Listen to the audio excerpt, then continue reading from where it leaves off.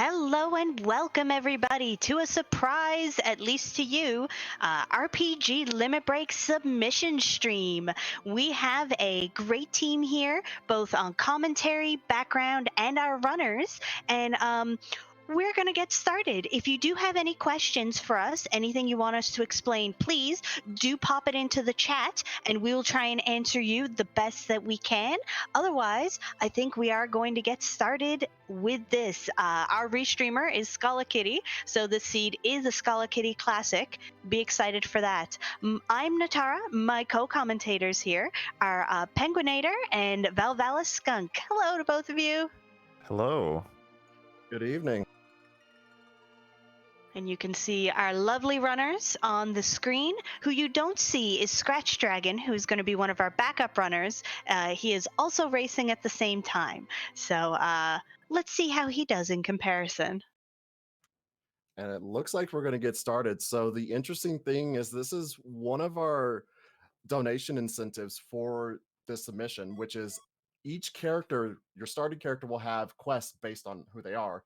For tonight, we are starting with Porum, and her quests are going to be Find Palom, you have to complete Ordeals, you have to complete Baron, clear the Giants, and defeat Cañazo.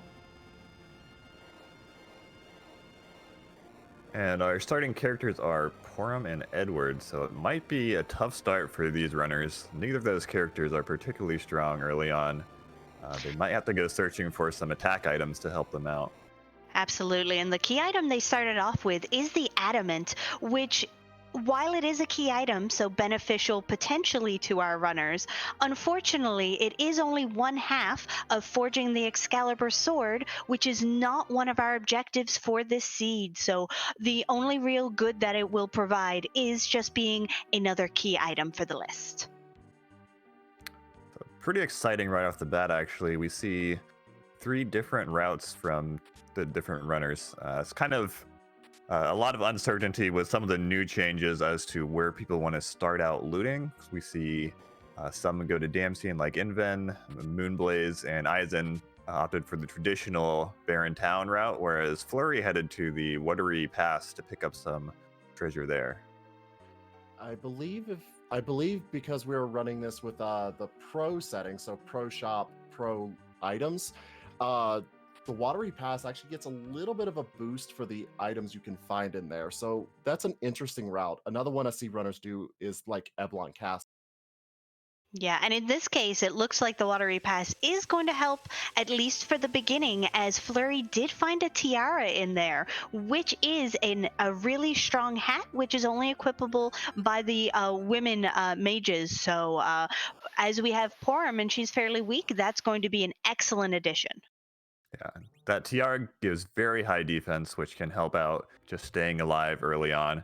And it also boosts the black magic stat, which in this game is called Wisdom, which Porum being a white mage, that's usually not too great, but if they do find another twin, that will actually boost the power of that twin command. One other thing to make note of, for these flags for RPG Limit Break, you cannot ditch your starting character, so everyone will be keeping this Porum throughout the entirety of the race.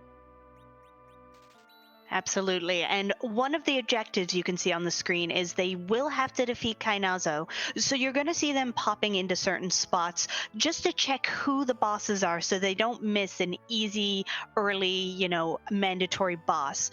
And in that, we did see that I believe it was the Watery Pass that one of the 2 Mylons was sitting there.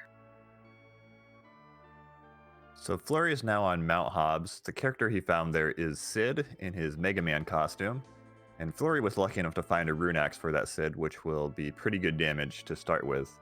One little optimization Flurry did there was to move his character so that Sid starts out in the middle spot, because that middle position actually gives a boost to accuracy. And finding a Sid, especially early on, he is really good for this early game. And even in the later parts of the game, he has a lot of HP and can still be useful, even though he doesn't get the best equipment pool for attack. Yeah, and with the fight being on Mount Hobbs just being the Kaipo guards, that isn't going to be any sort of worry, even for this low-level party. So quickly moving through that and securing their Sid into the party. So if you're relatively new to the newer version of Free Enterprise, the 4.0 release, you might be surprised to see less shopping than usual from these runners. So one of the flags we use is a starting kit that's been newly added. So the players start with a few basic items, cures, lives, a few star veils, and tents.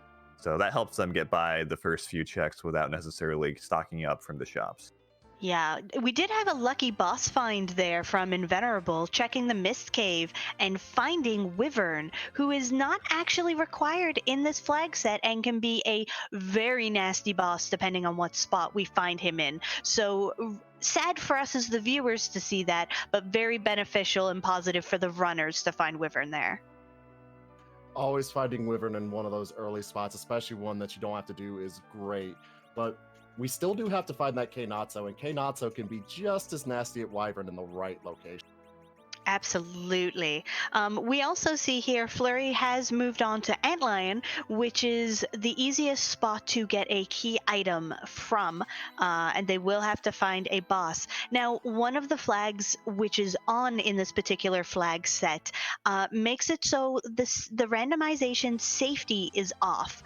When that is on, it ensures that you will not have to go to the moon in order to get underground access, but that is not the case with these flags. So it is entirely possible that in their search for access and new areas, they will need to go to the moon before underground. So we as viewers can only hope that is the case.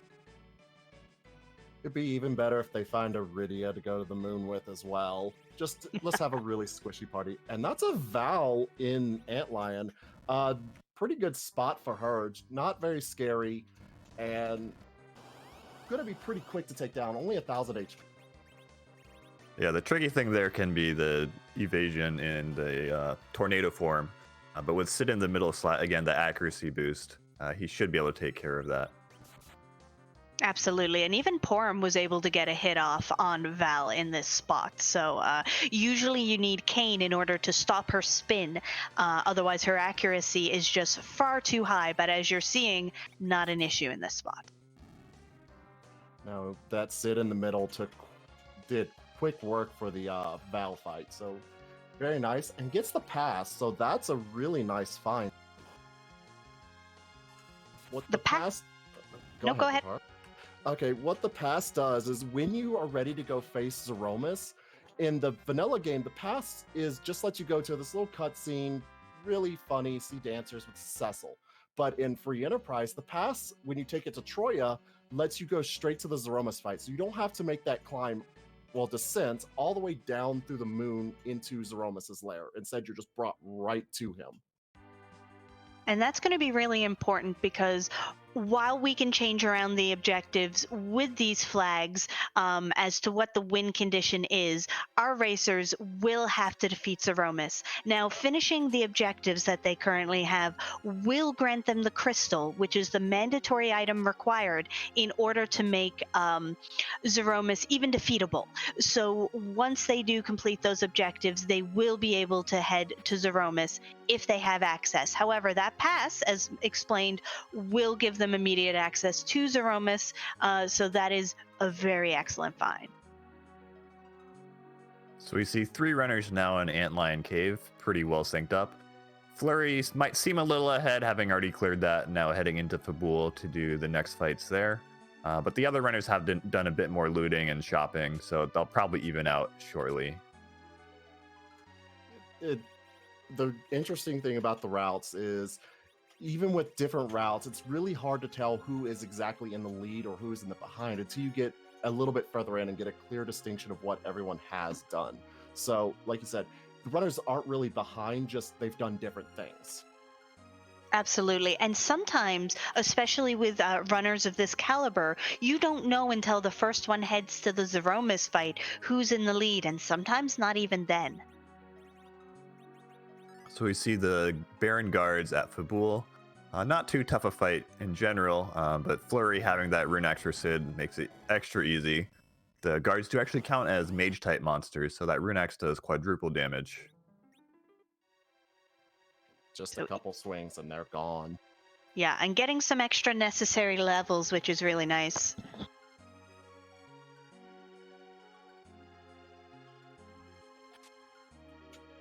Those extra levels, especially for Porum, are going to be helpful.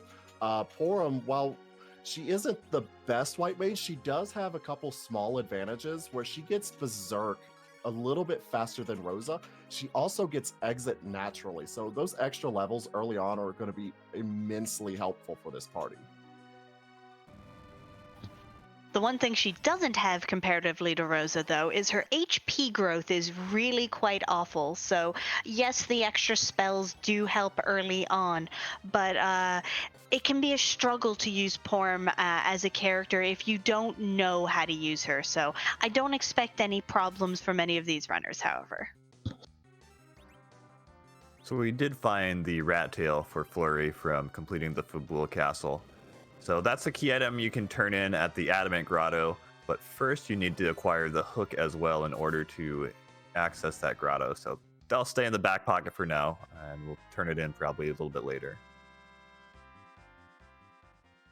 Normally with that rat tail, what a lot of runners want to do is try to save it for when they can with the pink tail, but in this flag set, the adamants are turned off, so the pink tail will only give you just a higher piece of equipment. Not necessarily as useful, but still have to get that hook to be able to even turn in the rat tail like penguins.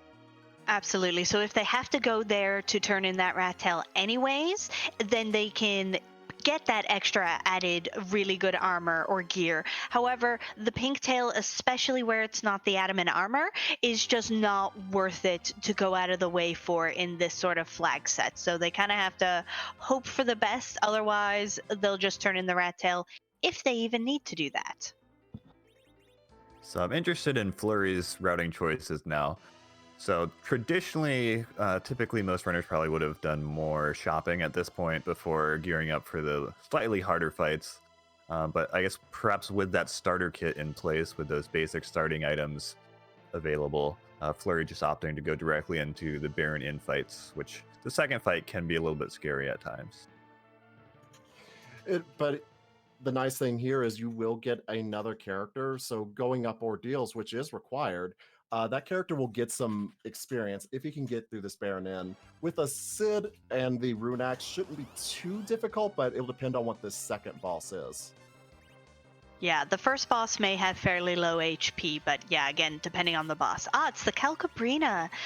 Depending on their strategies and what items they have, this fight might not be too bad, but you have to make sure to kill all of them at once or not leave a singular blue and orange doll at the same time. Otherwise, they'll merge to form Calcabrina, the main big doll, which might not be an issue for them, but it'll be interesting to see what Flurry's strats are for this fight. It doesn't look like he has any of those multi-target spells, so it's a little bit trickier. He's actually opting to reset, it looks like. Just doesn't want to take them out one by one. I think that's smart, especially where he still has Ordeals on the table, and it is mandatory. He's not gambling that, if I skip Ordeals and do this, I might get ahead. He has to do Ordeals anyway, so I think this might be a good play. Yeah, without the multi-target, and I didn't see any hourglasses to stop the Cal dolls, the blue ones. Makes a lot of sense just to reset and go ahead and head upward. Absolutely, yeah, no, he didn't have any. I don't know if any other runners have found hourglass items. Hourglass items are Japanese items, which come in 3 different levels, which perform a stop with different increasing times depending on how strong the item is. I believe in this Pro Shop set, though, they are much less likely to be found in a shop, if even likely to be found in a shop. Yeah, so I believe they're impossible to find, at least in the overworld in shops. So just a lucky treasure chest would be all they can hope for on those. Yeah, and again, for a fight like that, incredibly invaluable, but not likely to get at this point. So here's hoping they find one at some point, or, get some multi-target spells. So worth noting as the others also clear up Fabul, I believe everyone has found at least either a Rune Axe or an Ogre Axe for Sid, both pretty strong weapons. So they're all in pretty good shape in terms of dealing damage early. That is very true. The Rune Axe, a very good piece of equipment for Sid, and the Ogre Axe, pretty comparable. A little bit weaker, but I think it has more accuracy, if I'm not mistaken on that. Flurry finds Antlion for this first fight in Ordeals. Antlion, he counters any regular attack with counter. So it looks like in this spot, at least against Sid, that counter's not going to do much damage. But for someone with less defense like Edward, it's a great idea to hide him away to keep him strong. There are 3 bosses up here on Ordeals, and they're all randomized, or should be. So this is only the first of 3. He's still going to have to make it through some more. So the better he makes it through this Antlion fight, the less likely he is to need to cure up, to save, and can just move right to the next fight. So we see over on Moonblaze's side, he's taking on the dolls. And I saw some blizzards on some screens, so if Moon still has his, then he might be able to use that to take care of them. But looks like just opting to attack the dolls for now. And also choosing to reset. It's just difficult, though. Actually, maybe now with a different strategy, trying again. Well, he had used his Blizzard on the Baigen fight before and then went into the dolls. So he's probably going to just, instead of using the Blizzard here, use it in the dolls. Absolutely. Typical randomizer luck. You either save all your items and hope you need them and end up not using them, or you use them to have some effect and find you actually need it a little later. So it's kind of that guesswork as to where is this item going to be the most useful. And yeah, obviously in this case, it is that Calcabrana fight. But we see on Ordeals, we found one of our other objectives, Cañazo, in the back attack spot. In this spot, not too terribly scary, though Porum and Eddie do have kind of low HP to deal with that wave. But as you do more damage and Cañazo's HP goes down, the wave is going to get weaker. Yeah, and the unfortunate part, for us at least as viewers about finding Cañazo here, is it means the search for that boss is over.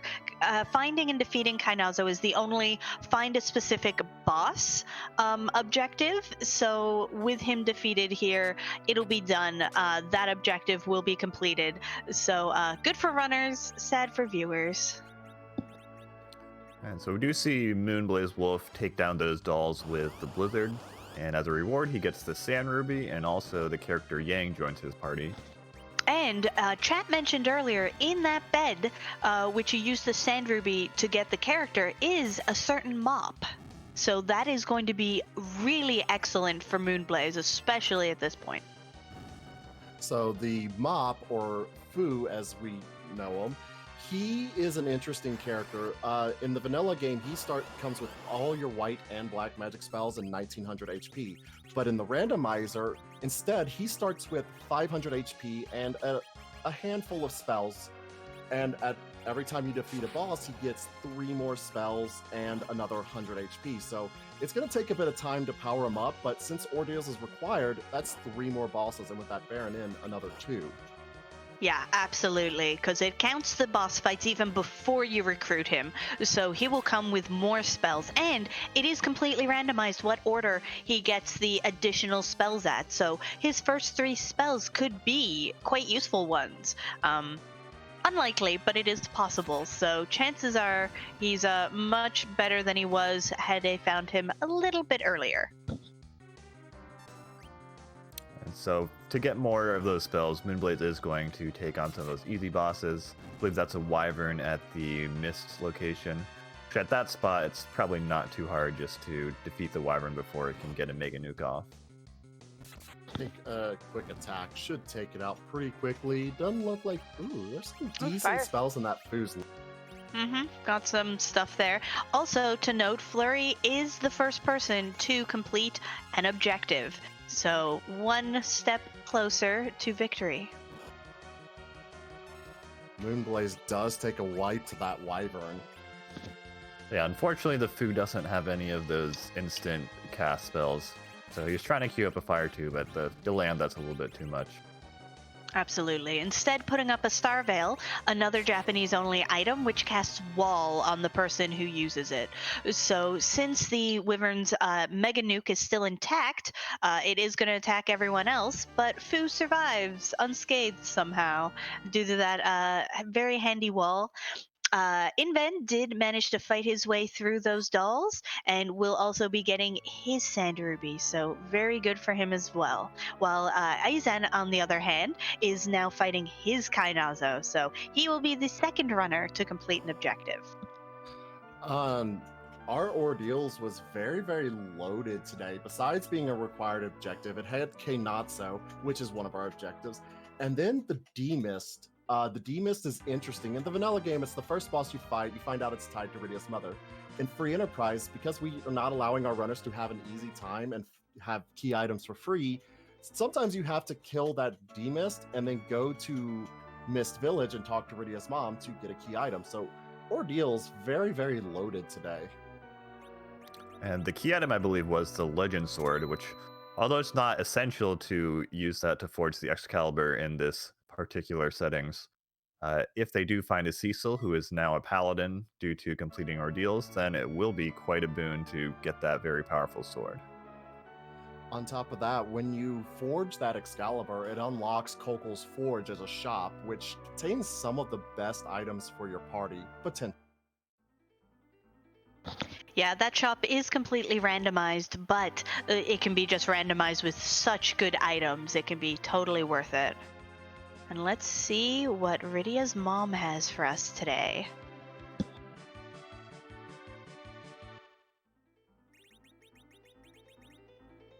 I see a hook route in our future. But not just that.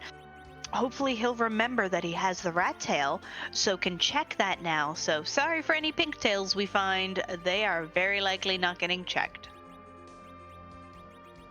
Unless, of course, the rat tail has the pink tail. That's always a funny interaction. That is a funny interaction. So, Penguin, do you want to talk to us a little bit about what a hook seed, what does that even mean? Like, what is a hook seed?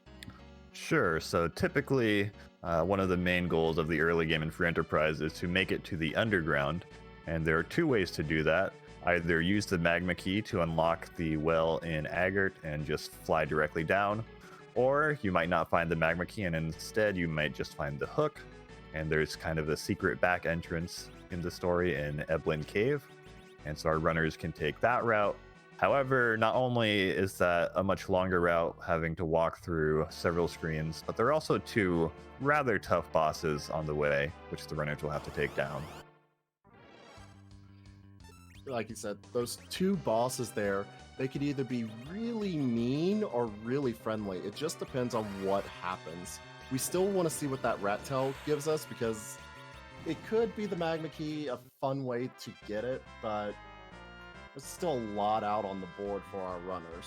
Oh, absolutely. And nobody wants to be that runner who runs with the hook to go hook route, and it turns out there was an overworld available magma key. Like, that is a very bad feeling, and you just spend so much time going the hook route, especially if magma's available. That sort of play only tends to pay off if one of your necessary bosses was hiding in that tower. However, we know they're not in this case, so hopefully no one tries that.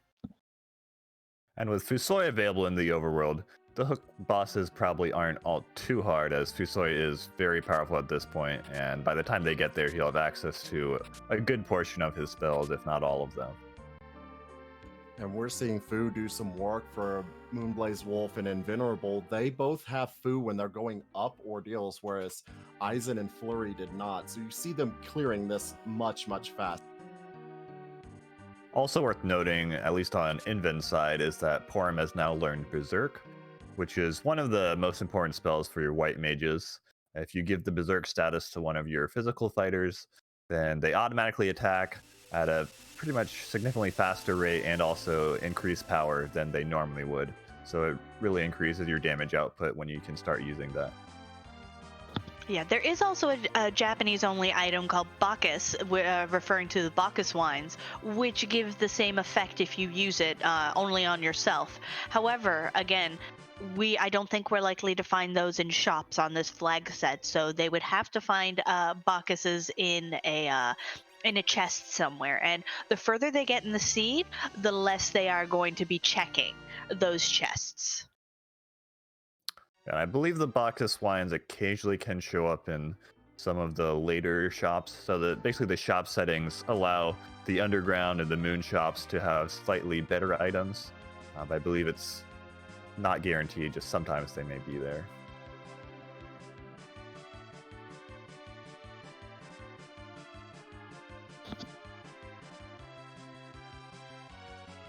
Okay, and for anyone watching and can hear us, we are having some stream issues, so hopefully they'll be back soon. And we'll get an update on what's happening here. Looks like it's starting to work for me. It looks like it's stabilized. I think I just saw Eisen leave Mysidia and heading over to the Mist Village to grab his hook. And Invenerable now taking on the Mist Dragon, with Moonblaze just wrapping that up.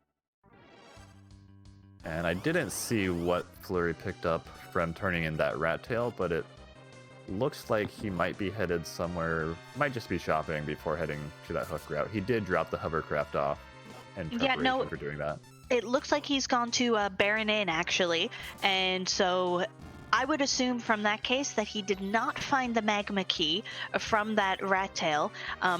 We'll probably try and keep an eye on his items, especially for that Calcabrena fight coming up, because it's likely he will go in there to use an item. So we'll see. Otherwise, I'm sure one of the other runners will head there shortly, and we'll know for sure what that key item was, other than not the hook, or sorry, not the magma key.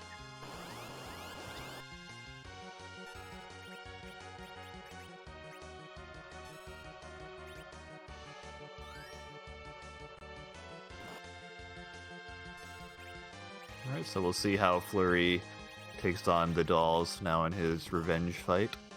I'm not sure if he got a whole lot more than he had before. Let's see if he has any new items that will help out. I think I saw him queue up a firebomb with Sid, so that should take out these dolls pretty quickly. Yeah, so the firebomb is based on the character who's using its current HP value, so it does half of their current HP total. So a high health character like Sid can get a lot of mileage out of those items. Yeah, and Flurry did check the bed in Kaipo, so now that he has the Sand Ruby, he does know that Fu is there, so I expect we will see him go back.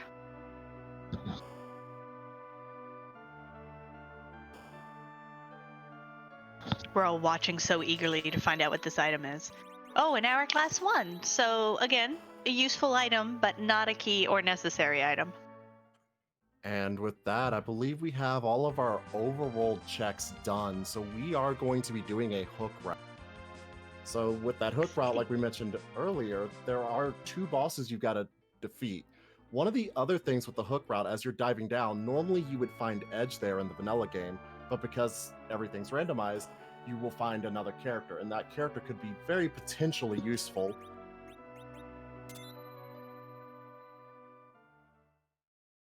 So in terms of what we need to do to complete the seed, we are doing specific objectives that we term Porm's Quest. And so we've already done a couple of those, completing Ordeals and defeating Cañazo. So the remaining items are finding Palom, clearing the Giant, and defeating the Baron Castle bosses, which means we need to find the Darkness Crystal and the Baron Key, as well as Palom. So character checks become a bit of a priority now. Very, very true. So definitely want to find that Palom, who will be great later on. He is a very powerful black mage and will work well with that Fu. A Cecil would be nice too, or even a King.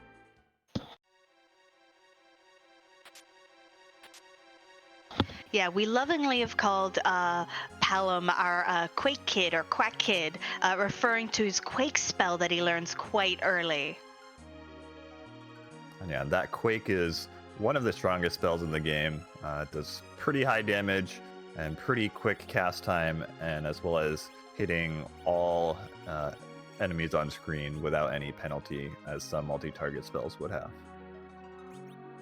And we can see all 4 of our runners pretty close together going into this hook route, so it's going to be interesting to see how they all handle.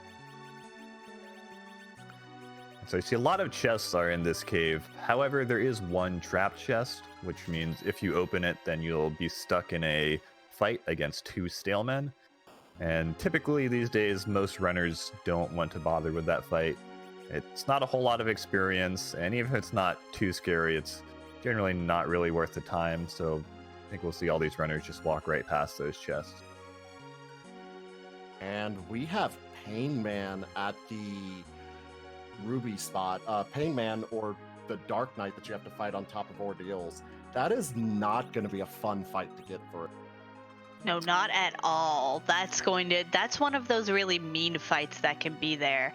He does lots of damage and with many attacks fairly quickly, and you need to survive and not hit him.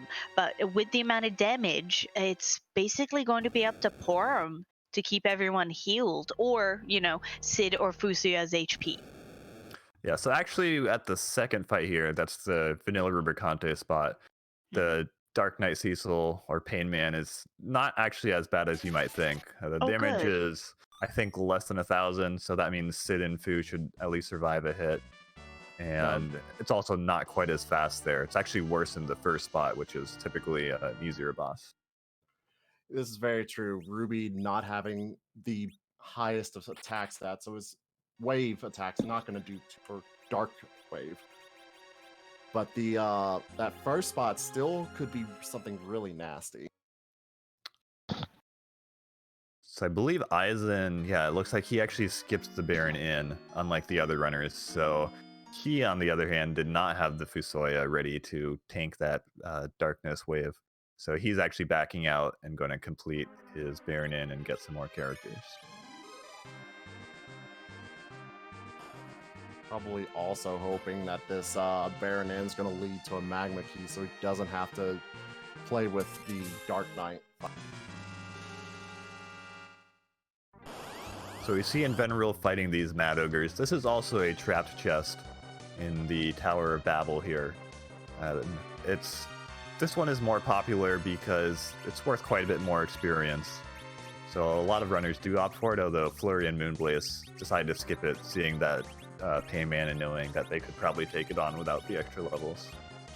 And we have some vanilla for Moonblaze Wolf, the King Queen in their usual spot. This is very nice because you either wait for them to finish their script and they die, or in some spots, if you can do enough damage to the king and kill him, the queen will follow shortly behind. So a very free fight and a pretty simple route under. And I think we have to ask the question, is this even randomized?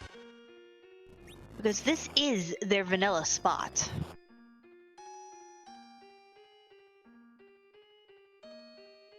Yeah, so Moonblaze getting to the end of that script, so he'll be in that Pain Man fight shortly. He might opt to save depending on how confident he is in being familiar with that spot. And so we'll get to see how strong that Darkness Wave truly is in a second.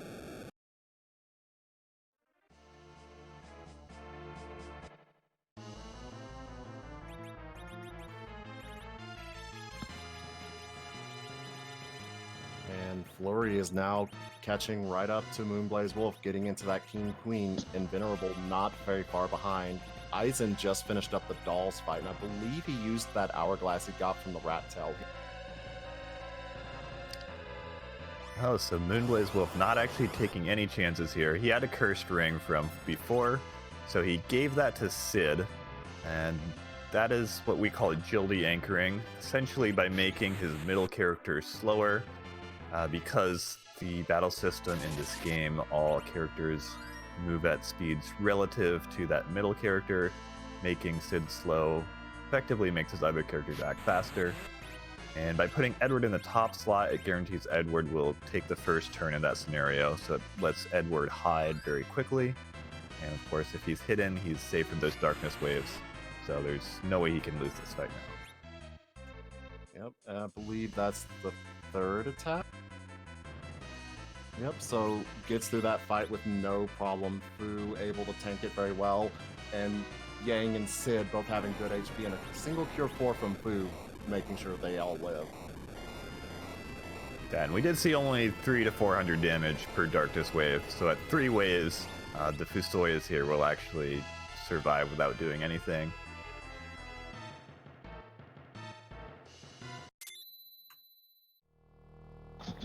So that means we have one runner officially has access to the underground, with what looks like to be a second shortly behind, provided Fu can stay alive. Flurry, Yep, Flurry actually going with a slightly different strategy, just not going to heal, but instead bring up the character he wants to get some experience from. And in this case, he's giving the experience to that fresh Cane. nice. And because that Kane did just join, he's lower level. So one feature of this randomizer is that characters that are a little bit behind in a level get boosted experience. If they're 5 levels behind the median of your party, they'll get double experience. So that helps Kane get boosted a bit and maybe get a bit of a slingshot and even get a bit ahead of the other characters.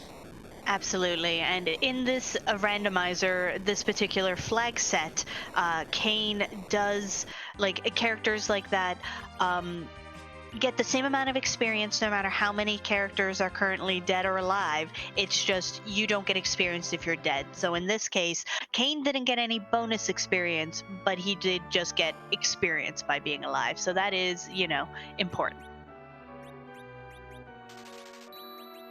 So these runners did take a peek over at that boss at the top of the Tower of Babel, the vanilla Dr. Luge spot. And it was an evil wall there, which is not the friendliest boss, so that spot, it's probably manageable. However, I would expect these runners to probably head to Dwarf Castle sooner. As we mentioned before, finding Palom is one objective they need, and there's a character available. So looking for him is probably a good idea.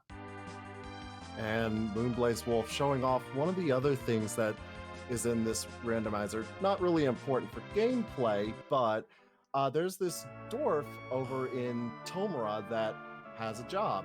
And every time you talk to him, it's going to be something different. Today, he is a manicurist. We also see both Moon and Flurry turning in that adamant to forge the Excalibur. And it's most likely, as Val mentioned before, they want to see that super-powered shop in the forge. And it looks like there are some really good items there. Hourglass 2, which is, as we said, rare. Defense Sword, which is a really good weapon for Kane if they can afford it. As well as Moon Veils, which, if they can afford them, it's Star Veil on steroids, basically. Not only does it last longer with the Reflect, it also gives physical attack immunity for the duration of the fight, so it can help with some of the really tough bosses. Yeah, this is definitely a very stacked shop. So very good to have that access. And you know what? The Excalibur is not bad either. Not particularly usable at this point, but it is either a really good thrown item for Edge, or the second best equipped sword, I believe, for Cecil. It also sells for a lot of money if the runners opt for that choice. Also a good bonus. So never going to be upset with forging an Excalibur. So Aizen also taking the time to clear out a couple of these other overworld bosses to power up the Fu a little bit more. So, and I just saw his Fu learn new. Oh, very nice. That is probably the best black spell, at least for single targets, and it's much faster than the rest of them. So it makes a slower character like Fu very, very powerful. In Venerable, heading to the Dwarf Castle, which does have 2 bosses, 2 sets of bosses, and a character. So that means that could be the character that all of these runners are looking for. So the boss in the first spot are the moon boss of the D-Lunars. So they can be quite nasty. If you use anything that isn't magic on them, they do put up the wall spell and start reflecting viruses at the party, which can be incredibly damaging. However, they are also undead, so incredibly weak to holy and fire. So And you can also use reflex spells at certain points to make them turn themselves into frogs. Unfortunately, this spot with a pretty powerful foo, you're not gonna get to see the frog strats, but making very, very quick work of these D-Lunars. And we have another lunar boss behind them.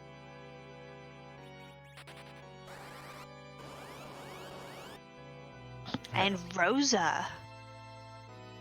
Yeah, so not quite the Palm we're looking for, but could be a good upgrade over Porum. Rosa's generally better white mage, although with Fu and Porum already, that's not a huge factor at this point. And especially because, as per the rules of the seed, not officially, like, the flags don't actually stop you, but as per our set rules, they are not allowed to dismiss Porum.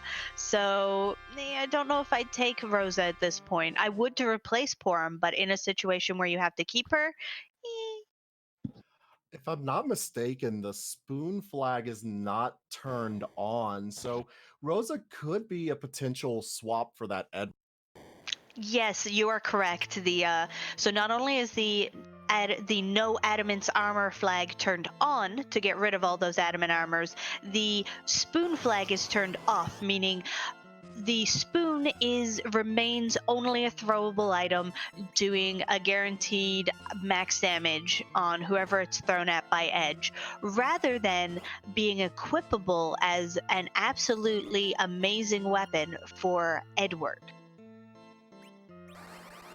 So the second boss here is an Ogo Pogo. Inven was the first to find that, and unfortunately he had been weakened from the first fight, the D-Lunars, so he wasn't able to defeat the Ogo the first time around. Ogo Pogo leads very quickly with a wave attack that does, I believe, 50% of your character's max HP, so being weakened already from all the fires from the first round meant that wave was pretty much an instant wipe.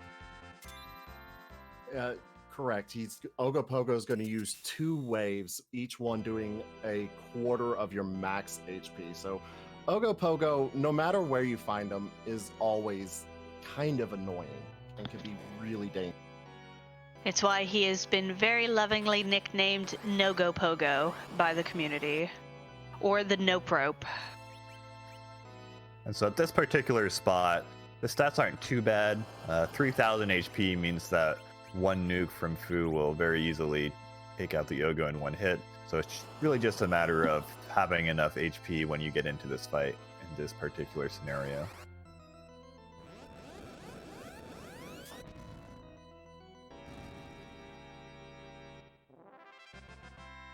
So Flurry and Moonblaze Wolf picking up the tower key as the reward here. Inven will do so as well shortly here.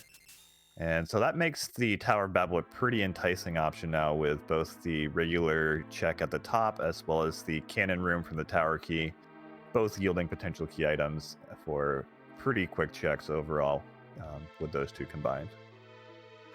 It does take a little bit of time to do the lower Babel, not a whole lot, but again, it is 2 checks with that tower key. And when you use the tower key and you've only got the Falcon, it is a nice little swap because it'll bring you right into the Enterprise. And yeah, the Enterprise is required if you want to actually make use of that hook. Although being that we've already turned into the Rat Tail, that's probably not as high a priority, although it may come in handy if they do end up with a pink tail that they want to turn in. And Moonblaze Wolf immediately going up the Tower Bab. And so runners of Free Enterprise will know that there is a pretty quick key item available for essentially free in the Town of Summons. It's about 30 seconds just to run in there. However, these runners opting to delay that, they do still need to find at least 2 key items in the Baron Key and the Darkness Crystal. So essentially, the reasoning is probably they know that that item by itself won't get them into go mode, so they don't necessarily want to rush it just yet. And with that tower key, they do get access to 2 key items rather than the usual 1 at this tower. So definitely a good play getting that 2-for-1 special and not having to double dip either, which is nice. But you mentioned that they needed 2. They actually need 3. They still need to do the Twin Harp as well. Sorry, I meant specifically just for the tower because they do have the tower key item. Oh, I was talking about. Yeah, what I said. Yeah, I forgot about the twin harp. Good catch on that. Gotcha. Understood. We all make mistakes, and even when running this, sometimes you just forget one objective. Yeah, absolutely. It's really important to keep a close eye on your tracking and just take notes as to where things are, especially with these objectives. You can actually check what they are, I believe, in the menu, but it's easy to forget being like, okay, I'm ready to go. Aren't I done? And then being like, oh no. So slight divergence here. Flurry and Inven opt for the CPU and the cannon room first. Pretty low health here, so it should be pretty easy. If their Fu has Quake, you can just use that to take everything out. On the other hand, Moonblaze Wolf is fighting the Evil Wall at the top. A lot more HP. It does hit kind of hard, but with Fu's nukes, it shouldn't be all too difficult to get through that HP. And the one thing that's nice about Evil Wall, if you can survive through the first phase of its fight, where it's moving forward and then attacking, when you get to the second phase, it slows down and starts just instant killing one party member at a time, and generally pretty safe from there. And so I'm guessing the reasoning for doing the cannon room first for Inven and Flurry is that they do still have that Fusoya, and he's not quite at full power yet for them. So doing that extra boss can unlock another round of spells. On the other hand, Moonblaze Wolf has, I guess, picked up a few more bosses, so his Fu is already at full power, seeing that full 1900 max HP.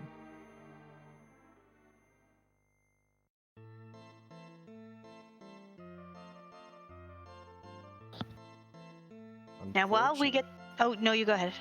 I was going to say, unfortunately, it didn't look like that was any progression for the top of tower, but still going to take it. Absolutely. And unlike the top of tower where we get to see what that item is right away, we don't get to see what item they get from the tower key until they have actually left the tower and get a short cutscene.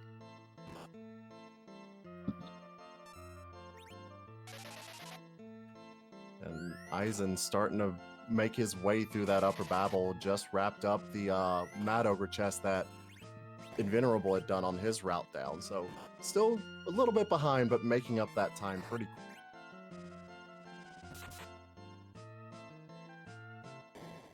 So there we see Moonblaze making use of that Quake spell, easily takes out all parts of that CPU. It's only about 1,000 or 2,000 HP split between the three, so Quake doing 2,000 to everyone is a guaranteed hit kill. That's one of the nice things about the cannon room. That boss spot, and I use the term boss loosely, is a very weak spot, especially by the time you usually take it on. So no matter what's there, it's usually a pretty quick and easy. It's always nice to see one of the particular meaner bosses in that spot. Most of them anyways, because it means an easy fight. You don't have to worry about them in one of the rude spots. So we see Inven fighting that evil wall. He's playing it pretty safe, putting up blinks. So blink gives you basically 2 safe passes for physical attacks. The next 2 attacks will miss for that character. So putting that up on Porm just to make sure she doesn't get killed by the evil wall. But Berserking Kane, I think, and using nukes takes out the evil wall pretty quickly. It looks like Moonblaze is going to be the first runner to show us what that tower key spot will give us, as Flurry did that on the way up the tower rather than on the way down. And we got the Luca key. That's going to be no fun for anyone who chooses to check that, which... Oh, Moonblaze thought about it. That is the access to the sealed cave, which is quite a long run. You get the key item from that spot before you fight the boss. So in the case that they're not looking for bosses anymore, which they're not, they can check the key item, and if they don't want it, they can just reset out. So he's going back, so he just wanted to heal his party first. I guess the runners haven't found any cabins yet. So the easiest way to full heal your party is to go to that healing pot in the basement of the Dwarf Castle. So as Matar's mentioned, you can kind of just check the item and just leave a save outside and reset back if it's not something you want. There's still a lot of items out there, so this play could really pay off for Moonblaze Wolf. It does take a lot of time, even just going to check the item to get through this cave. And that's not even to mention the boss you have to fight if you do choose to keep that item. Yeah, it's about a minute and a half just to walk down and look at the item, which is relatively quick compared to some of the other checks in this game. Absolutely, but one of the benefits provided by the randomizer and the fact that we have the random encounters turned off is it does also, at least in this flag set, turn off those pesky trap doors as well. There is an option when you are creating your flag sets to make those trap doors still a mandatory encounter, even if you have the random encounters turned off. But those are particularly rude flag sets. So in this case, it is just the matter of walking all of these floors. So it looks like Inven also heading to the sealed cave with that Luca key. One common train of thought in free enterprise routing is if you commit time to something, then you kind of want to keep chasing that chain, because if you've already committed some time to it, your best shot at winning is following through and hoping that it works out for you. And in this picking case, up the pan, it definitely could. So pan can be used to get 3 key items essentially. if they can get through Golbez, who is incredibly terrible. And Golbez in this spot is no joke. He is very fast and his spells hit incredibly hard. It does require a little bit of luck and a little bit of making sure your agility is right. So when you come out of that hold, or you can get that moon or a Starveil or Moonveil up, or if you're able to get that off before he paralyzes your party and that character survives. So Inven pre-equipping a Cursed Ring on Sid may be enough to let him get that preemptive Starveil. Another option these runners could try for if the RNG doesn't work out for them is to put status effects preemptively on their own characters. There's essentially a status priority in this game, which means that if you have a certain status such as mute or pig on your own characters, then other lower priority effects such as Golbez's Paralyze will not actually be able to overwrite that, and you'll just be left with your original status. And we saw Moonblaze Wolf. He took a wipe to the Golbez, resetting out of it. Golbez very fast, and the virus coming out, hitting Rosa for over 3k damage. So it looks like Inven did have time to use the Starveil, but decided not to. Probably just figuring not really worth rolling the dice that Fusilier actually survives from the Shadow Dragon eating 3 random characters.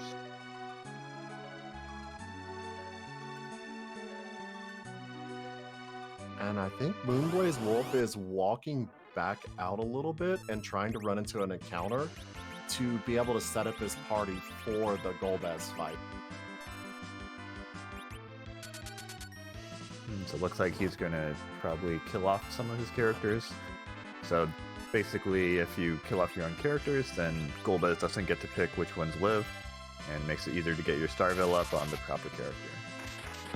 Yeah, there's some characters you don't mind so much if they go down, such as Yang or whatnot, but you really do want characters like Fu to stay up where you can. They have the healing power. Well, actually, Moon does go for the strat I was mentioning of muting your own party. Again, that status priority means he will not get paralyzed because his character is already muted. And one nice thing about this spot, if you can get that Starveil up, Golbez will almost kill himself. Though it is worth noting that he won't do the final hit on himself with that reflected magic, but you can let him do all the work if you have enough of those walls up. This is what I like to see, variety of statuses. Invenerable using pigs, we got Flurry with the minied characters using that size spell. All using the same strategy, just slightly different and fun little sprites we get to see from each status effect.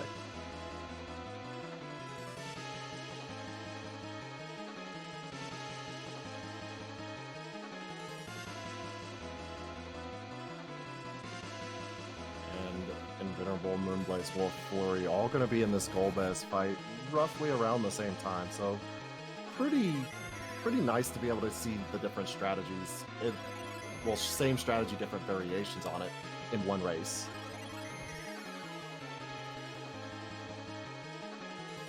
So worth mentioning, Aizen did make it underground a few minutes ago, and he's catching up now, completing the Dwarf Castle. Just took down the D-Lunars. We'll see if he can make it past Ogo on his first try.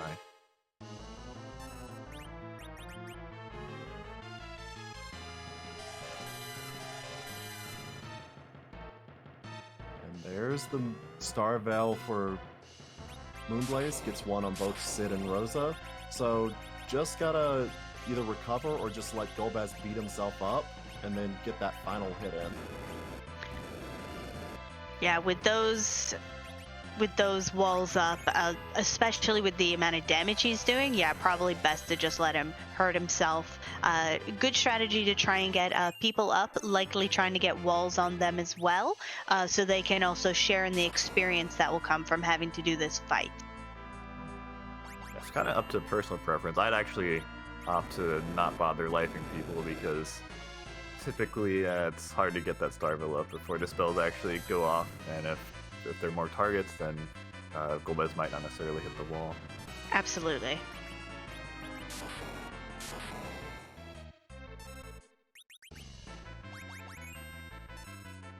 I didn't quite see what went wrong for Flurry the first time around. He took a reset even with those mini characters. So maybe he didn't get the Star Veils up, so this time he's just putting up Star Veils on everyone. Yeah, a good point being made in chat is that while this seed has seemed really funnily so far, like making sure the runners go in specific spots, I haven't seen anyone check that chest, that key item chest in the Fey March, which is a free wide open check. Yeah, that's absolutely true. Fey March has been entirely ignored. There's the free check, as you mentioned, as well as 2 bosses there that can hold key items. Of course, those bosses are quite a bit harder than pretty much anything else we've seen, so typically not early fights to do. And with Invenerable having finished with that pan, it is likely he will be going to the Sylph Cave next, as there are 3 potential key items linked to that pan. First off, by using the pan on Yang, he will get a potential key item from the Sylphs. Then, for talking to Sheila, who is Yang's wife in Fabul, after you've seen Yang underground, she will give you a potential key item. And then for returning the pan to her after you have hit Yang with it, she will give you another potential key item. So that's a 3 with no boss fights, just some running around. A really solid check when you're still hunting for items. So we saw Inven and Moon heading out of that sealed cave at about the same time. We saw Inven using Warp to get out faster. Warp sends you back to the previous room, so it's faster than walking through some of the larger areas. Moonblaze Wolf, on the other hand, probably doesn't have a way to cure that mute, so he actually can't cast spells. So he just has to walk out, which is actually just slightly slower. If you ever try timing it, at least for me, it was maybe only 10 seconds difference, so not as much of a difference as I'd expected.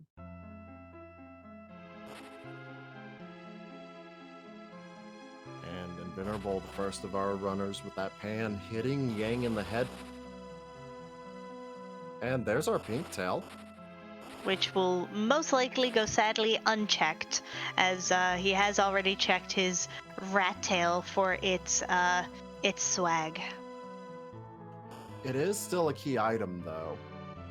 It is, so it's definitely very good to have, because once you do have 10 key items, which unfortunately the pass does not count towards, you will start receiving double experience. So that is something that will help them, especially because even once they get the applicable key items for going to the final boss, they do have to have the appropriate levels in order to be able to survive that fight. So definitely good to have as many key items as possible, as early as possible, to speed up that leveling. And so with that pink tail, that puts them at 9 key items, I believe. So just 1 more item needed for that bonus double experience. And with 2 checks with the Sheila 1 and 2, very likely you might get 1.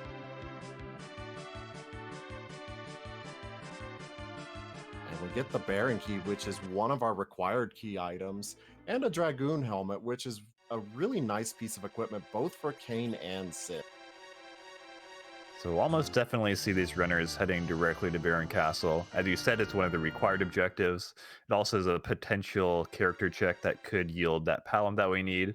And there are 2 key items potentially available if they're willing to take on all the bosses.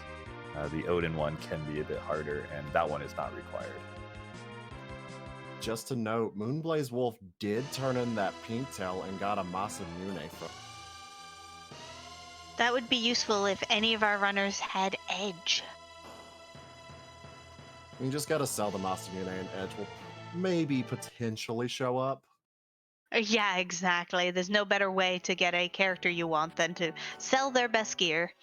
And Invenerable immediately doing that dive with the Baron Key, gaining access to the old waterway, and likely not picking up any chests here, just doing a straight run. There are 2 bosses sitting in Baron Castle, the main ones as mentioned, plus Odin, so plus a character.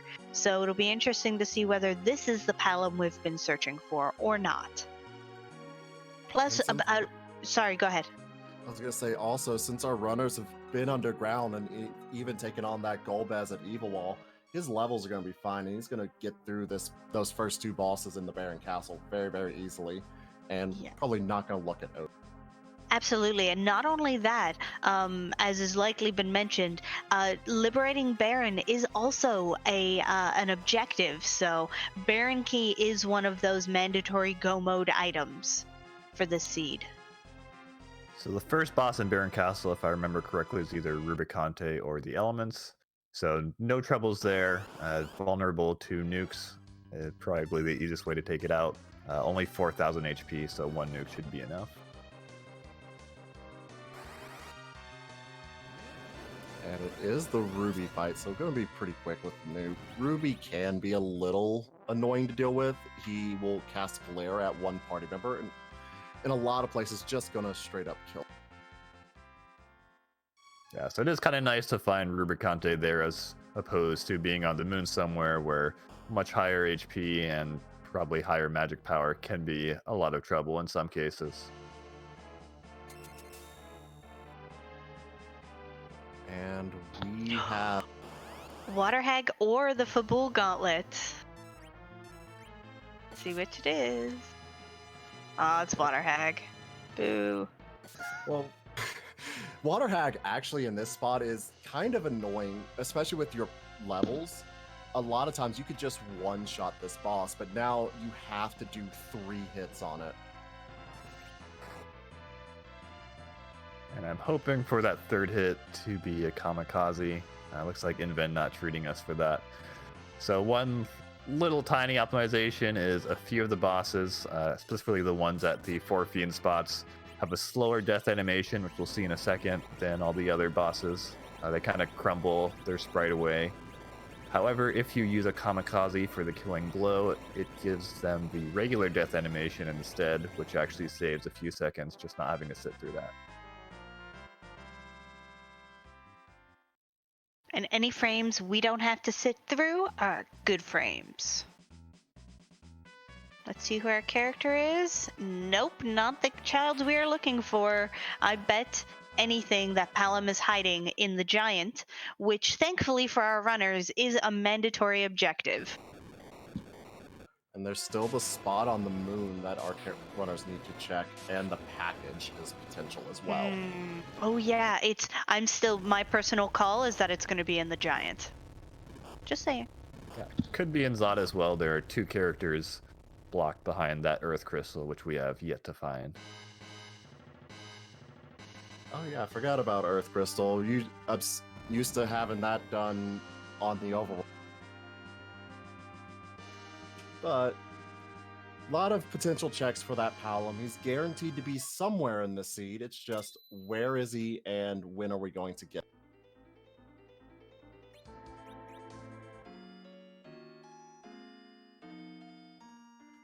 And speaking of Earth Crystal, Invenerable picks it up from the Baron trash can.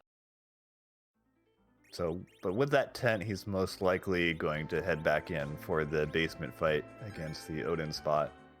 That one's quite a bit tougher, almost 20,000 HP, and hits rather hard and pretty fast. Imagine, though, the Kingdom of Baron going around attacking other kingdoms for their crystals and then throwing them in the garbage. Like, who does that? Well, Baron is apparently notorious for throwing crystals in the trash, so... Yeah. I'll take it if you don't want it. You don't have to throw it away. So, question in the chat from Unflammable. Find does not mandate adding to the party. That is correct. You just have to see the character, you can say goodbye to them immediately, and that still counts. Ooh, Plague is sitting in the Odin spot. Plague doesn't actually directly attack you. Plague just puts a countdown on you and speeds you up. So one of the best ways to do this fight, or one of the good ways to do this fight, is if you have a character dead already, if you can kill someone and then bring them back, they no longer have the count, and Plague hates that. Really does not like that.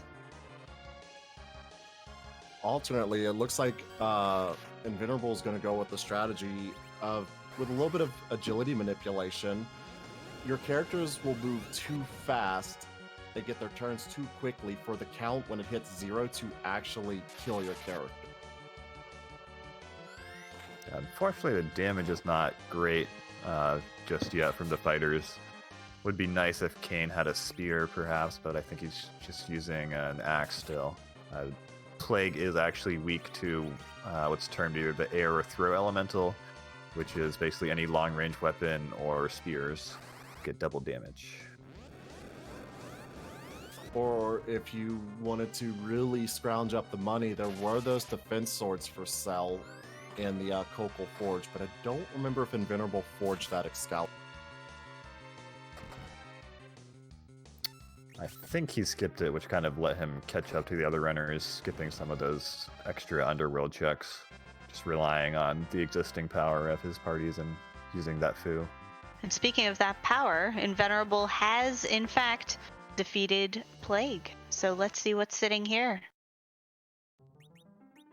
Just samurai armor. Definitely useful, but Invenerable immediately resetting out. Doesn't need, doesn't want. Yeah, and it's kind of a long walk back out, about a minute, I think. So something that's basically just selling for 10,000 gold. Not really worth that minute. Nope, but immediately taking the Enterprise over to Troya, so he is going straight for that Earth Crystal, continuing to follow the chain that we have been on. Yeah, and that is quite smart, honestly. The more you fight against where the randomizer is trying to send you, the more I find I go down rabbit holes or chains that don't matter. So Doesn't always Crystal, fail. as we said, is a double character check, so perhaps hoping for that Palom here. Or maybe even absolutely. a Cecil for that Excalibur to be useful. Yeah, or even a key item like the Darkness Crystal would be delightful, or that Twin Harp. Getting both would be even better. Azan taking a death to Golbez. Gonna have to plan out some strategies for that. We'll see whether he decides to stick with it or not, but by the looks of it, that pen is required. Looks like he's also doing Piggy. I was kind of hoping he'd go for the Toad to get a 4th stats effect on the screen. Get the full gamut of everything. Ooh, looks like we've got Leviathan in the Tower of Zot, where the Mega Sisters usually sit. And yeah, it would be interesting. Let's note that, again, the spot in the Feymarch has still not been checked by any of our runners. So something very important could just have been sitting there this entire time. We do still need... Oh, go ahead. You go ahead, Penguin. So we do still need both the Twin Harp and the Darkness Crystal. So 2 key items. So again, that free check is not going to instantly win the game, so not the hugest deal to leave that for now. But we'll probably see our runners making that way shortly. Mm-hmm. Absolutely. So Invenerable makes quick work of that Leviathan. Leviathan, similar to Ogopogo, and he starts with Wave, but he only does one to take off a quarter of your HP. Nowhere near as threatening as our affectionately named Nope. And just to note, Eiza Tayama has gone back into that Golbez fight, also doing the piggy strat.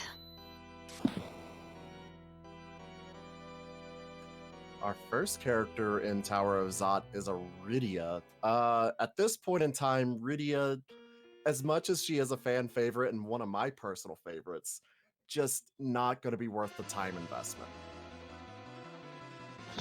No, definitely not at this point. She can be incredibly powerful if you start with her, but yeah, to get at this point in the seed, not so good. Edge, on the other hand, who is our second character, might potentially be worth it, depending on what items Invenerable has picked up. There's a joke here with Rydia tying up Edge, but I just can't put a finger. So speaking of Edge, Moonblaze Wolf is also making use of that Earth Crystal, going instead to the Troya Armory, which is gated by the Earth Crystal as well, and he picked up some good stuff there, including a Ninja Sword, which is one of the best weapons for that Edge. With these particular treasure settings, the T-Pro flag, that treasury in particular has very high value chests, so typically you can find a lot of good stuff there. At this point, this late into the game, it's I'd say 50-50 on whether that's really worth it, but Moonblaze thinks it is, and with that Ninja Sword going for the Edge, she's probably right.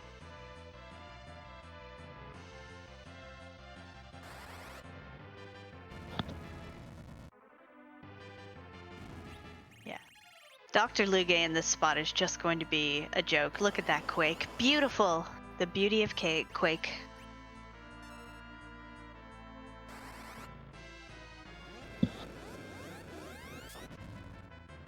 I'm a little surprised Inven didn't take the Edge at all, actually.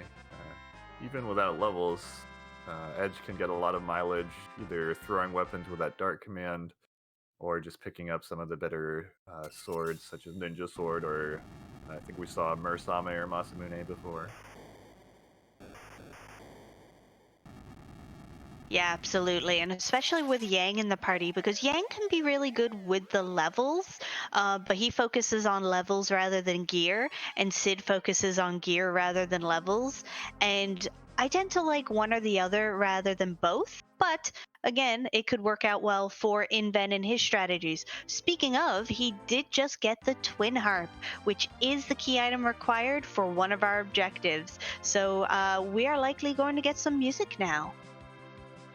And Invenerable immediately going straight back to Troya to use that Twin Harp. And Twin Harp is one of our favorite checks here in Free Enterprise. And not only that, it's one of our favorites because generally the music is randomized. Like in this particular seed, we do not know what the piece of music is going to be.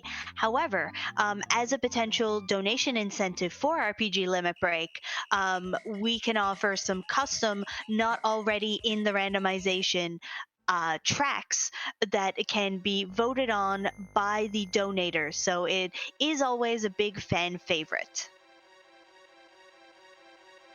So Moonblaze Wolf and Flurry also heading up Zot shortly after Inven, so they will almost definitely be following that chain as well, knowing the music is required.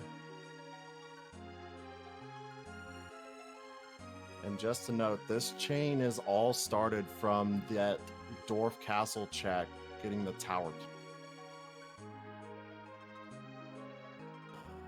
Ooh, Azan is diving for that key item in the Fey March, so that we'll finally get that question answered to see whether that is one of our other key items, or whether it's just an unrequired check.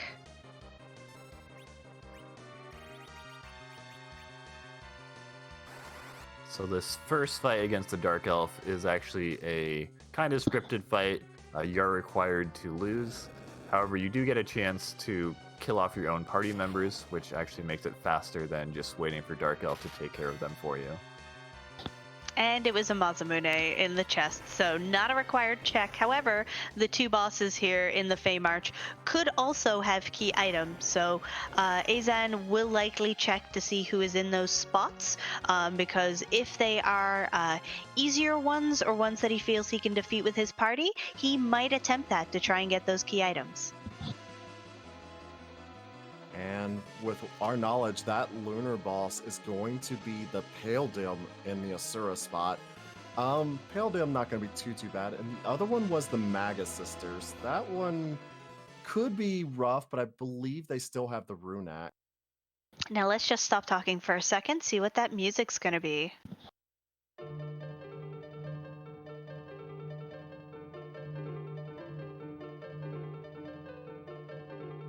And it's Men with the Machine Gun from Final Fantasy VIII. Yes, I unmuted just to hear that.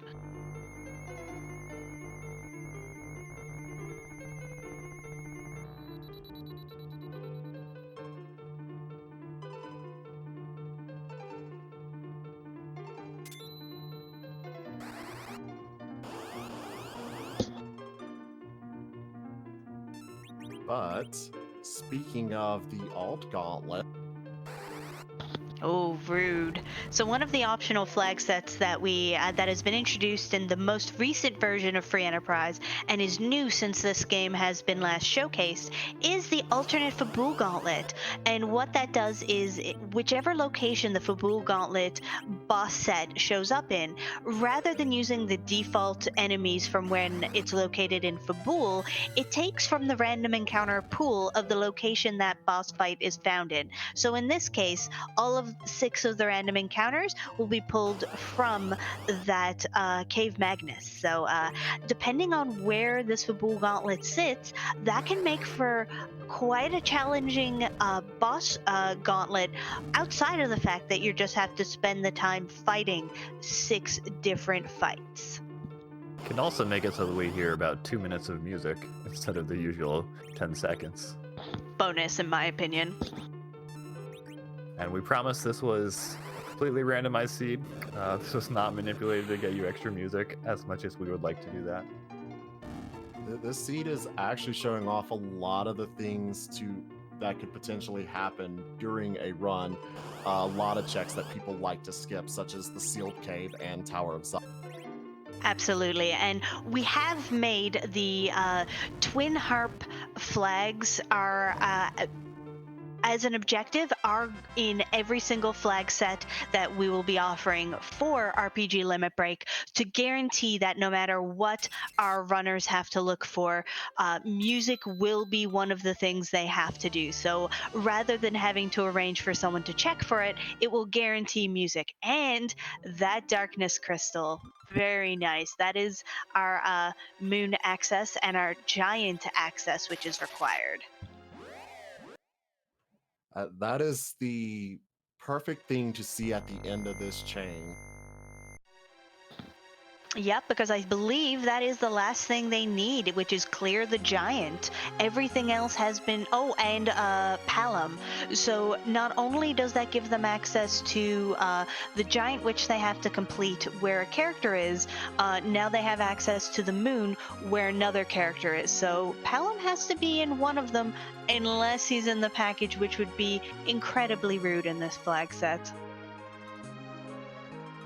You know that's what everyone wants. It's kind of what I want. Usually what happens is, in a non-mandatory go to the giant seed, your character is sitting in the giant, which is generally speaking something you avoid unless it's required. So, and that would be the package in this scenario. I love it. You just have to wait and see what the seed decides to throw at us. But Invenerable, the first of our runners to get the big whale launch. So most likely the play here will be to check that moon character first, and maybe check that moon shop as well if they're perhaps hoping for some additional items. Again, that moon shop can be a bit stronger, higher tier items than most of the other shops. But after that, they'll probably head directly into that giant. Regardless of where they find the Palom, they probably want to take care of those bosses, which they know are required right away. Plus, those bosses are going to give a pretty nice bit of experience to finish getting the party ready for Zeromus, though looks like most of our runners are getting very close to Zeromus. Yeah, with those levels, they might be high enough level just from doing the bosses. If they need some more experience, either for Zeromus itself or just for the bosses, there are a lot of options within the Giant itself in terms of random encounters. Some of our favorite grind fights can be found pretty easily just in the Giant. And Venerable not going to check that Moon character, hoping that Palom will be at the end of all this, which would be really nice for our runners. When you finish Giant, you do get a character. Usually it's Kane in the vanilla game, but here it could be the Quake Kid that everyone is. I guess this does make a lot of sense, actually. So Invin's kind of hoping that Palom will be here in the Giant, meaning he won't have to go to the Moon at all. Since he does have the pass, he has an alternate route to Zeromus, so he can bypass the Moon entirely if Palom shows up.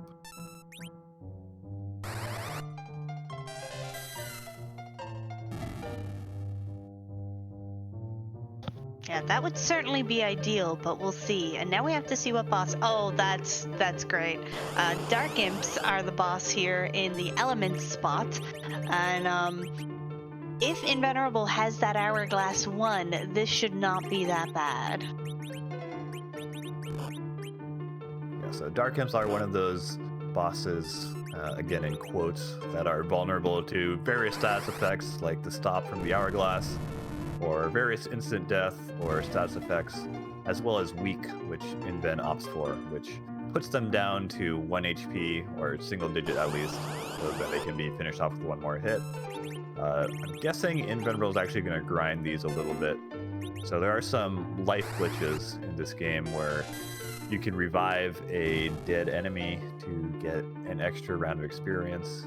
You see they're tossing the life potion at the Dark Imp as it dies. Basically doubles the amount of experience he gets.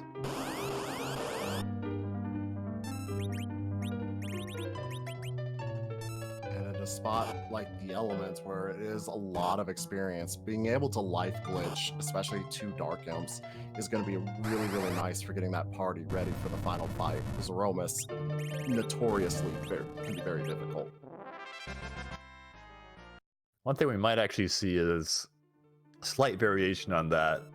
I think Flurry might do this, just knowing how he plays, is to use Life 2 on them instead of just a Life Potion, which actually fully revives them, meaning you can keep doing that repeatedly to get basically an unlimited amount of experience, depending on how much time you want to spend, but it's pretty much faster than anything else you would actually be able to grind on, just reviving the Dark Imps over and over.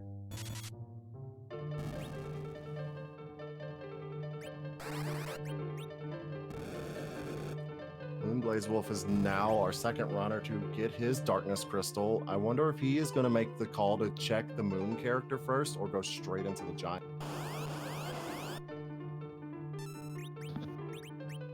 Yeah, so one thing is, if they do find that Palom on the Moon, they could decide to take him, and even though he'll come in at starting level 10, between the double experience from items and the double experience from Palom being behind level and having these options we mentioned for grinding these Dark Imps, you can get Palom leveled very quickly with this setup. Slingshot him all the way up to perhaps level 50 to learn that nuke spell. Yeah, and even Fu managed to get 3 levels out of that leveling that Invenerable did there. So that was very nice.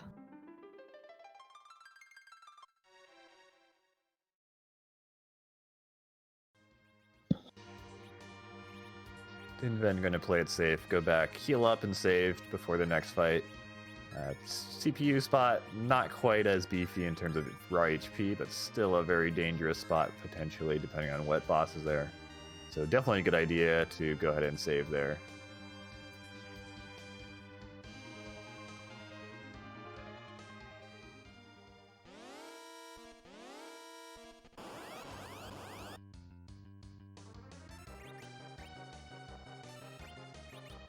We have Octomam here. Octomam is an interesting boss.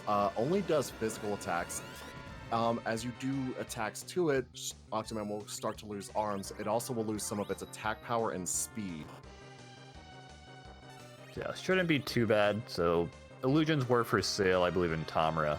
So if the runners pick them up, which Inven did, you can just pop those, and that gives you a blink spell effectively on yourself, instant cast. It makes you invulnerable to 2 physical attacks.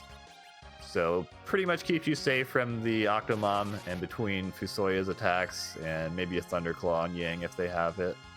They'll get through Octomom pretty quickly. Oh, and Moonblaze did find our Palom there on the moon spot. So, turns out both look like they're going to be required. So, no lost time for Moonblaze checking that first. It definitely makes sense. It's very quick to check that moon character, though the cutscenes are a little annoying when you have to go back and forth.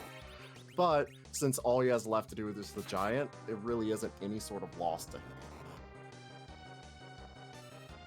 Let's see, did Moonblaze actually take that Palom? He did not.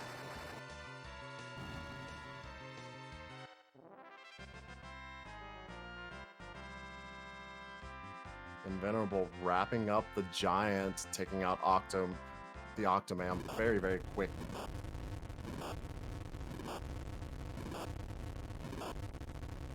And yes, so finding that Palom there, all that remains is to complete the giant for those who haven't, and for Inven, just peek at that character, and then they should get their crystal. And they all already have the pass, so they can head on down to Zeromus and take on the final fight.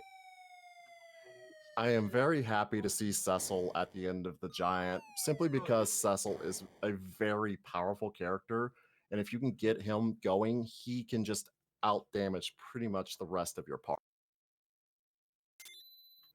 I suspect no one's going to bother leveling him though at this point, because they probably will be happy with their levels, and him showing up after they finished all their fights means they won't want to go out of their way to do extra grinding.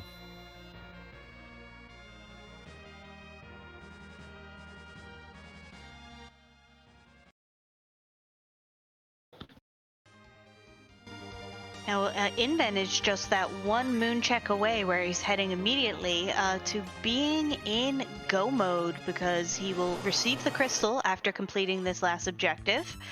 He has 2 separate ways to the moon. In fact, he's already there, but will likely leave, unless he feels he needs more levels, will likely leave and use the pass to get straight to that final boss, as it is faster in this scenario.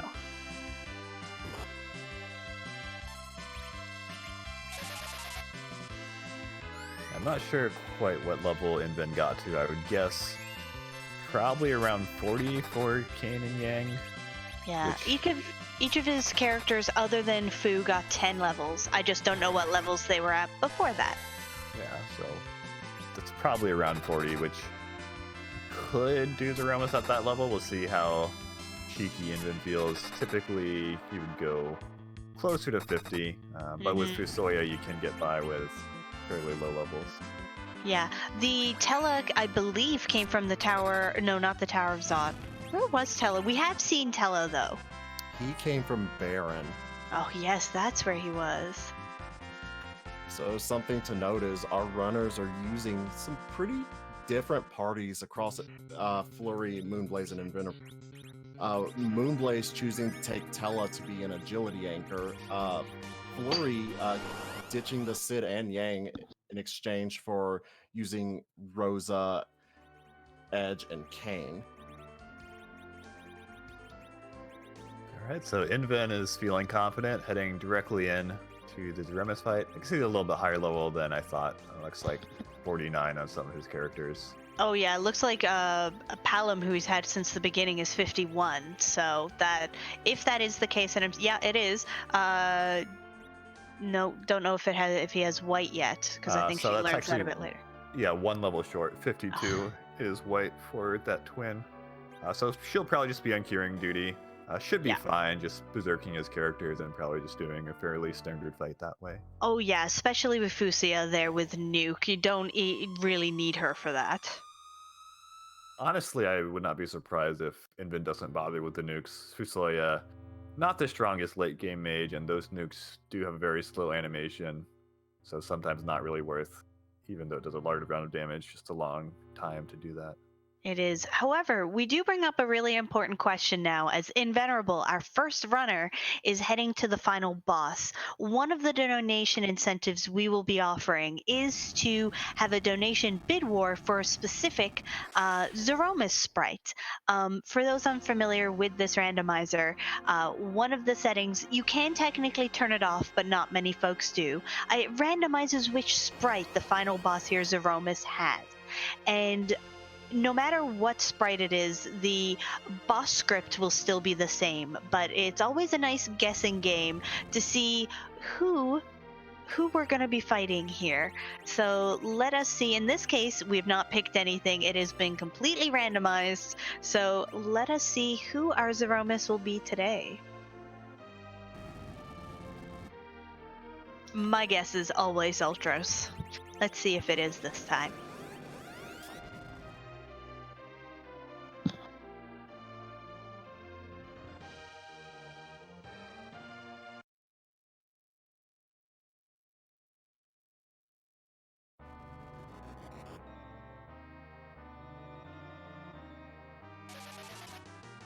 That is amazing. So we have Trogdormus, bringing back some 90s, 2000 memes of Homestar Runner. Love it.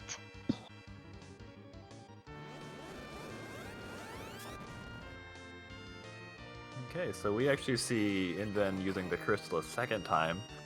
It's a pretty advanced strat. Does not actually do any damage. What it does do is trigger a counter nuke. So Trogdormus used nuke on Kane in this case, which doesn't seem like a very good thing to make happen. However, making that nuke happen does also lower Trogdormus's magic power. So his next Big Bang will be nerfed, doing a lot less damage than it would normally. So using that crystal is a way to make sure that your characters survive the first Big Bang. And this is going to be especially important with one of your characters being Porom. Like we said earlier, Porom has some of the worst HP growth for your main mages, and she typically is not going to survive Big Bang. And even with the Fusoya just over 2,000, he's a little bit in danger of taking a wipe from the full Big Bang. Those Big Bangs can do much as 2,400, though that's pretty rare.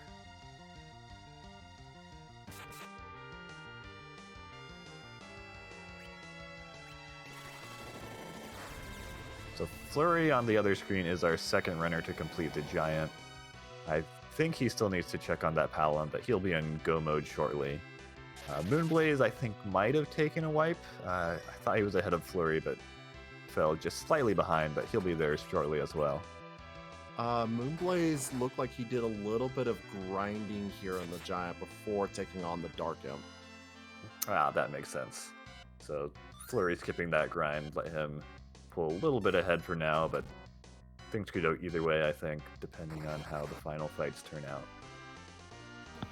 Yes, because just because Invenerable is here at the final fight does not mean that he has won this race. He is certainly ahead, but even Zeromus is not scaled like the other bosses and can be quite a difficult boss. So just one mistimed attack or unplanned for something could really turn this fight around. It is unlikely, I will say, given the makeup of Invenerable's particular party and the levels he has, but it is possible.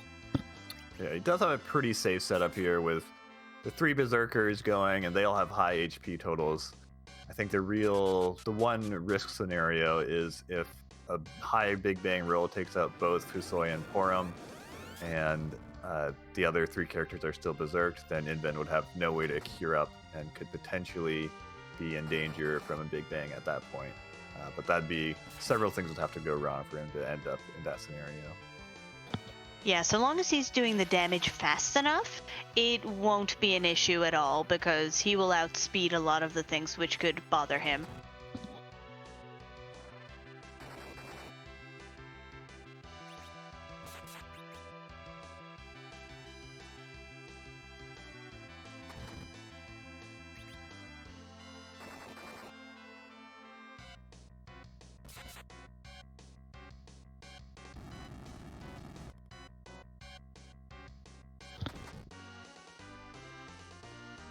Okay, and hopefully the stream will be back soon so we can see what's happening. Oh, and it's back! Ish? Let us see here now, pressing the magical reset button. Yeah, I'm seeing things. I'm seeing a quake going on Azan's side. And Inven is still fighting our Zeromus. Listen, this is just how powerful this fight is. If you've ever played this game, you know there's a lot of lag in that Zeromus fight. Just compare a nuke on that fight to somewhere else. Oh, absolutely. But it looks like Invenerable is making good use of nerfing the big bangs with Forum and healing up with food.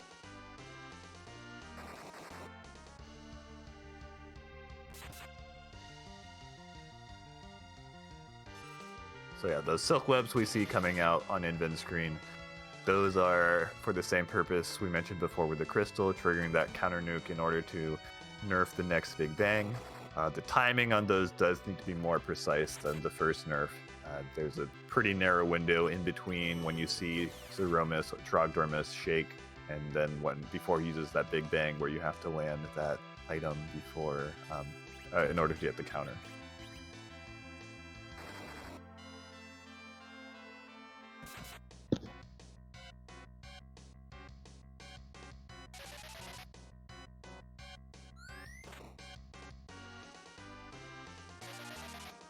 One thing to note on Moonblaze Wolf's side, his Porum does have white, so she will be able to use that to help along with the Rosa. So probably going for a little bit more of a hybrid strategy against this Zeromus.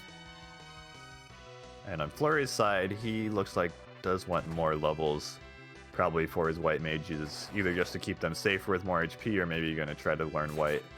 And so he had at least one siren in his inventory, so he ran down into the Bahamut Cave in order to find this King Ryu fight. These golden dragons give very high experience, and so it's one of the preferred grinding options if you do have those sirens. But on Invenerable's side, we have rocks falling, which means Zeromus is on his last little bit of life.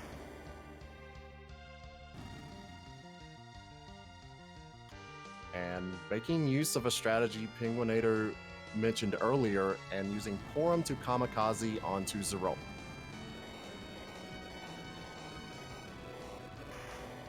And yeah, so in this fight, still makes it do the faster animation. However, we time until just the last hit, so it doesn't actually save any time. Just kind of looks cool to pull that off in an actual run.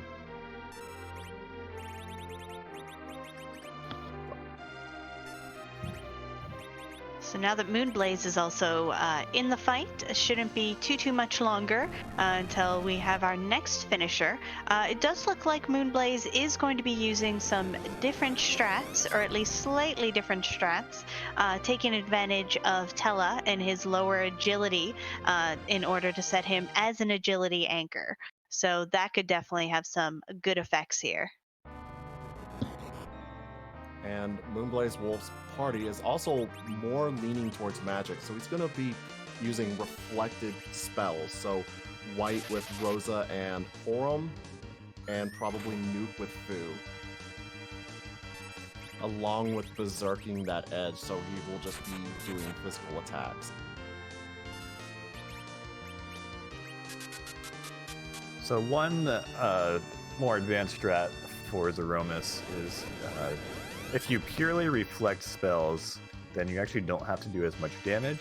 Essentially, the way Zeromus works is it starts out with 65,000 HP, and then once you get it down to 15,000, if you do any more direct hits after that, then it will refill its HP, so you end up having to do over 100,000 typically.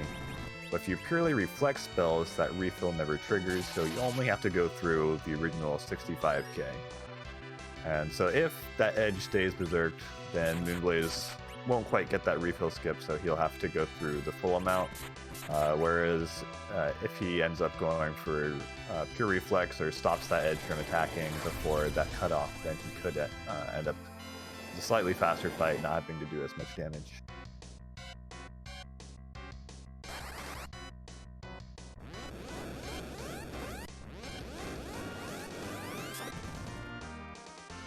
Flurry getting into his Zeromus fight, or Trogdormus, just behind Moonblaze Wolf. And he does have a little bit more physical attackers in his party, so he could potentially berserk both Edge and Kane if he wanted.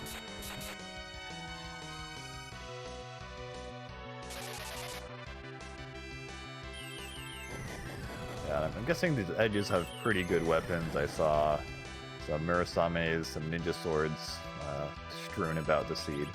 So if we do have those, we'll see edge pretty strong. 3,000 per hit is pretty good in general for physical fighters.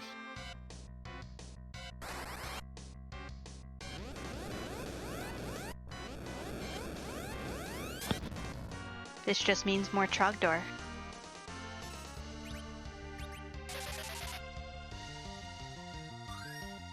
Kane not quite as strong. I think that's a Blizzard Spear he's wielding. So not his best weapon, but still an extra 1,000 or 2 per turn helps out a bunch, just having him berserked alongside Edge. And probably just the white mages will be sitting there ready to cure any big bangs or reflected nukes that may come his way.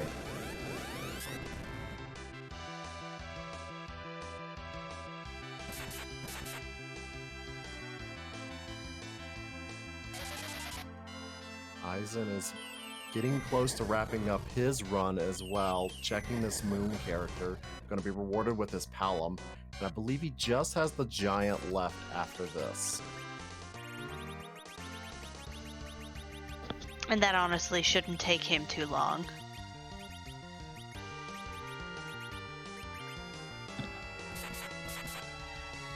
Hoping Aizen will keep that Palom and show us just how strong the black mages in this game can be.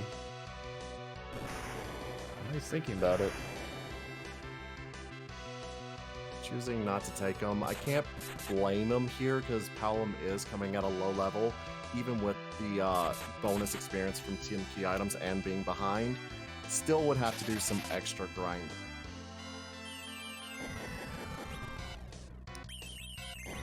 Saw Moonblaze, the Kamikaze for Moonblaze.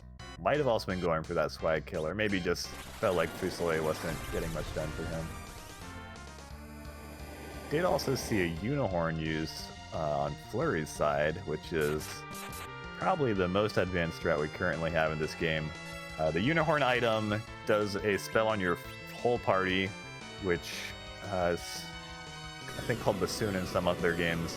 Eventually removes certain status effects, including Berserk, which in this case is used in order to stop your Berserkers just before they would trigger that refill I mentioned earlier.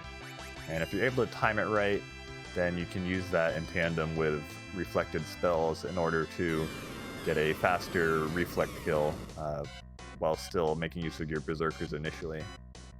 And so we saw Flurry use that to stop Kane and Edge, and now swapping over to reflected whites. But Moonblaze Wolf, and this is why you can never underestimate this Zeromus fight. He took a white to the Meteo phase. Sometimes if you just get bad timing with a big bang into Meteo, it's just not much you can do. And it's the worst getting the wipe there as well, because usually that's the point where you're home free. So to die in that phase just feels really bad.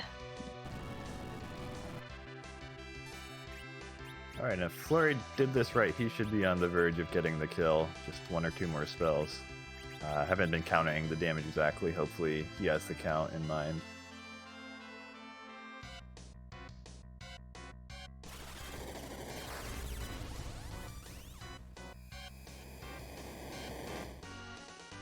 I think that Big Bang is actually going to take down his wall character.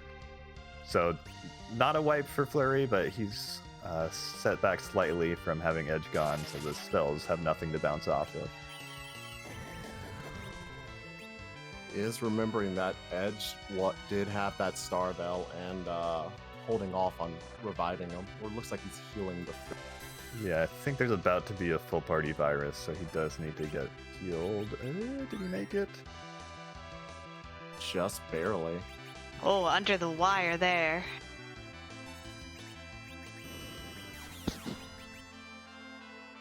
Oh no, and then gets the Starvel and Black Hole. Black Hole will remove things like Berserk, the wall effect. So he may be able to still get another wall up, because White does have a lengthy cast time. So yeah, it looks like he got that Veil up on food just before that White actually goes off.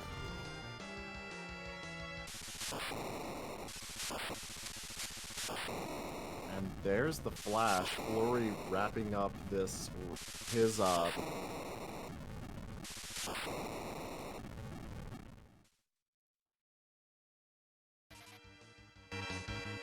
Yeah, that's very nice execution there on that final fight from Flurry, pulling out that Unicorn strat to get the reflected kill, only having to do half the HP essentially with that. Also to note on Aizen's side, he is setting up to do a grind in the Giant, and I believe he has it set up for the D machine.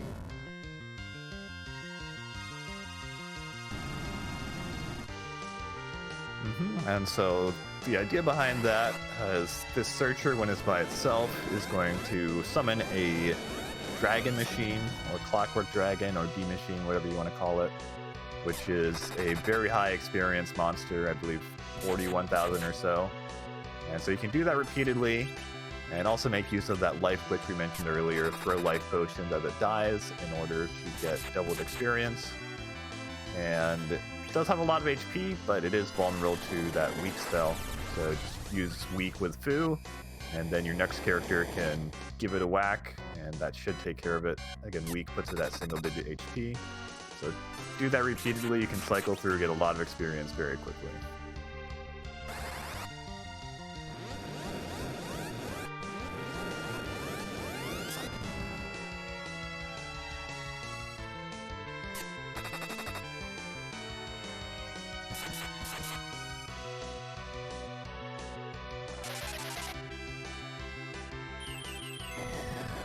So Moonblaze Wolf back in the fight. Looks like he's opted to Berserk Rosa this time, which is a bit of a rarer strat, but certainly a valid one. Rosa can actually be a formidable fighter, one of the better archers in the game.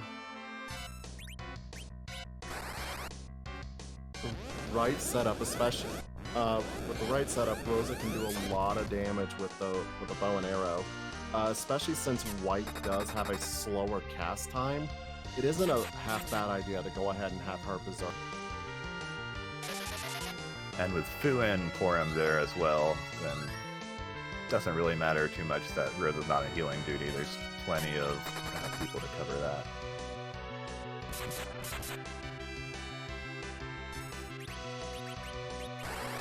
Still making use of a little bit of reflect strats with Fu casting.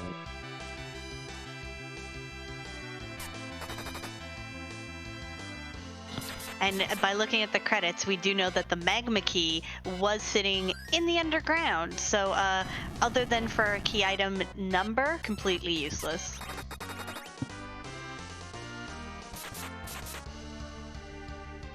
But most of our runners found all the key items except that magma key and the package. And the spoon. Oh yeah.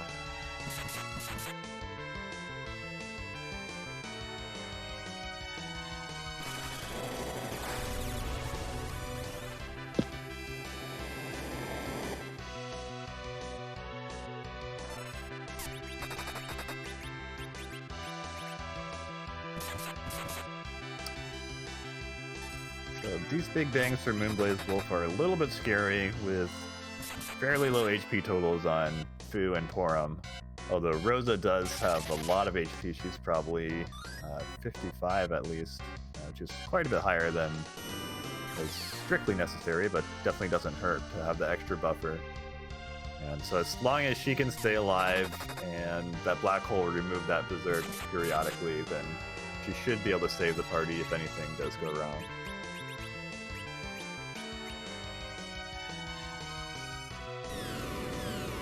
Rosa's HP totals are one of the main reasons why she is the preferred of the white mages. She gets a lot of them compared to all the other casters in the game. And she is just all around a really, really good character.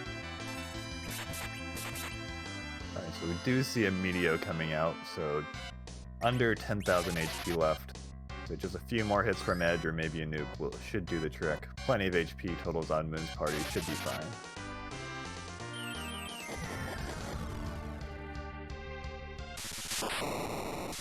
Going with a direct cast white and does get it. Moonblaze Wolf is now finishing up with the third place.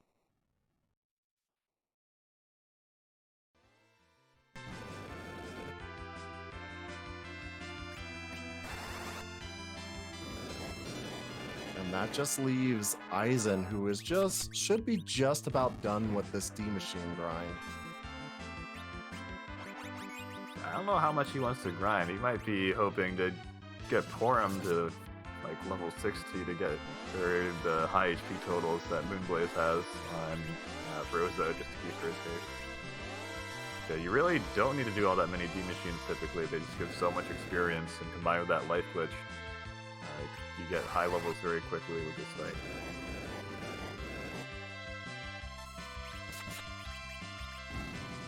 But the nice thing with all these levels, especially since you have a Yang in your party, he is going to be able to do a nice bit more damage, especially in the Zeromus. Yeah, Yang is a very strong late game character. Really does not need equipment like most of the other physical fighters. Just having high levels. He has a slightly different damage formula. His higher levels just give him very high attack and high base strength. Really makes him a formidable DPS source. We just saw 21 levels on Porum. She is definitely going to be Zeromus level ready. Sid with 19, Yang and Edge both clipping around.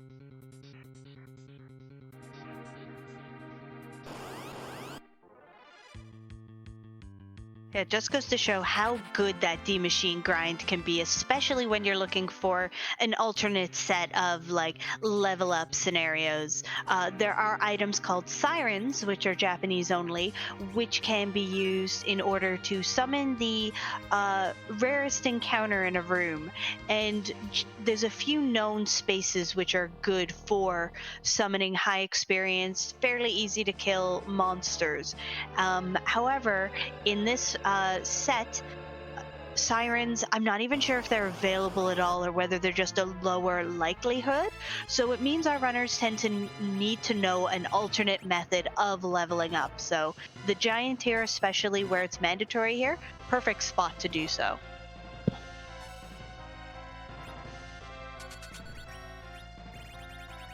Probably a little disappointing to see he just did the D-Machine grind, got all those levels, and then runs into Dark Elf. At least you know it won't be harder. I mean, when you need overkill and you don't have it. Yeah, that would be much worse. Aizen still opting to life those Dark Imps. Doesn't really need it at this point with all those D-Machines, but got a little bit of extra experience. Just stoned the last two, didn't bother lifing the second one. I was going to say, who says no to being even more powerful when it doesn't take any extra time? Like, I like it.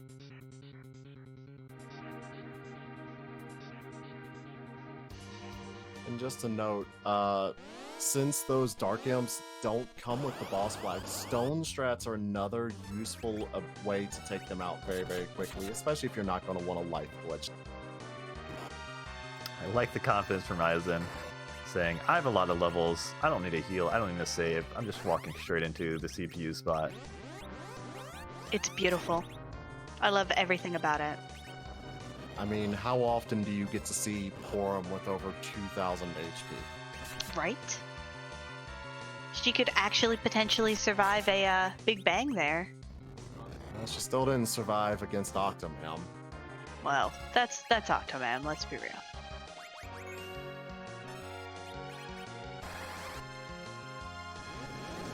Shouldn't have too much trouble on this fight. Does opt to life for him. Get her maybe just one more level. Get even more HP on her and just be completely safe.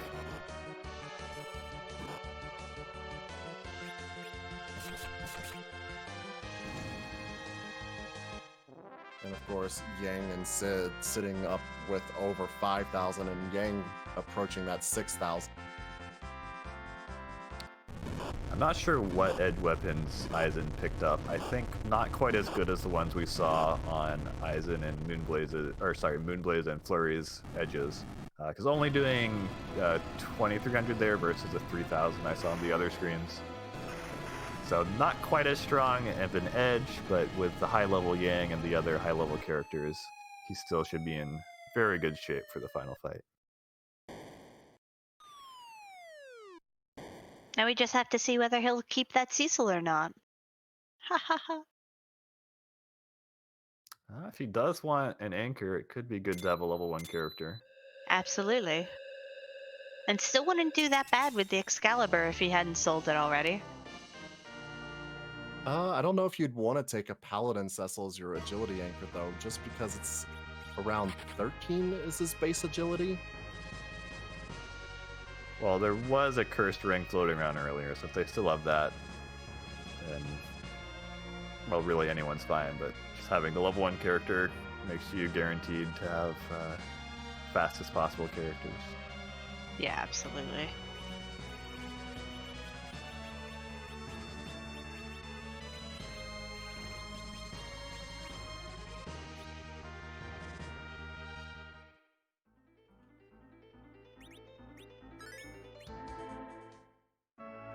This Zeromus fight is going to be pretty easy on Aizen's side, since all his characters are over level 6.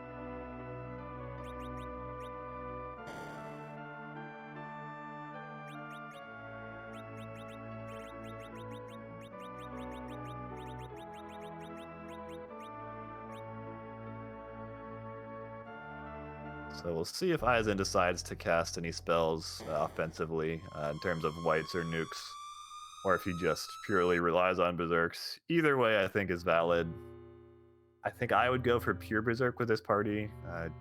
Just again, berserking is faster animations than doing spells, and if you're not doing pure magic, then you're not getting those refill skips. Absolutely.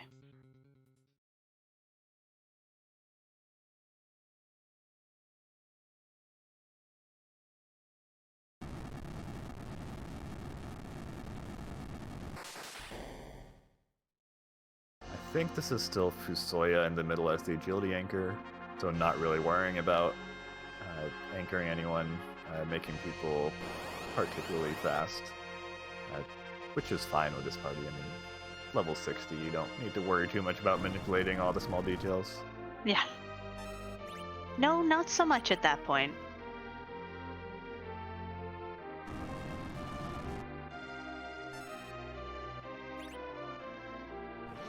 Okay, fourth and final runner has hit Zeromus. I wonder who it'll be this time. This might actually be a cursed ring on Fusoya, just judging by the party order. Without the cursed ring, I would have expected Edge to go first. It would make sense, especially if you were wanting to go more with the Berserker strategy. Fu would have one of the lower agilities to make use of that cursed ring.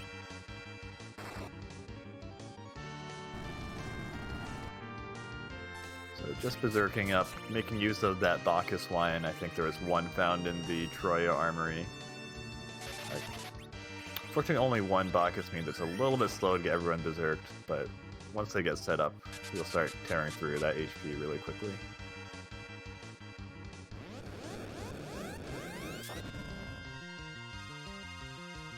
So the Silk Web serving twofold here.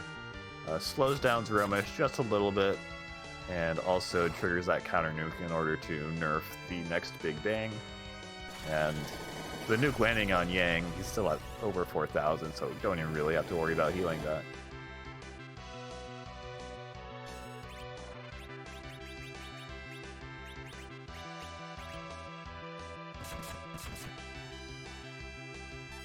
There's the last Berserk to get Sid in on the action for attacking. Probably a quick top off with Porum, and his party's pretty set to go. Yep, should just be a matter of curing up whenever they take a big bang, and berserking again whenever they get black hold.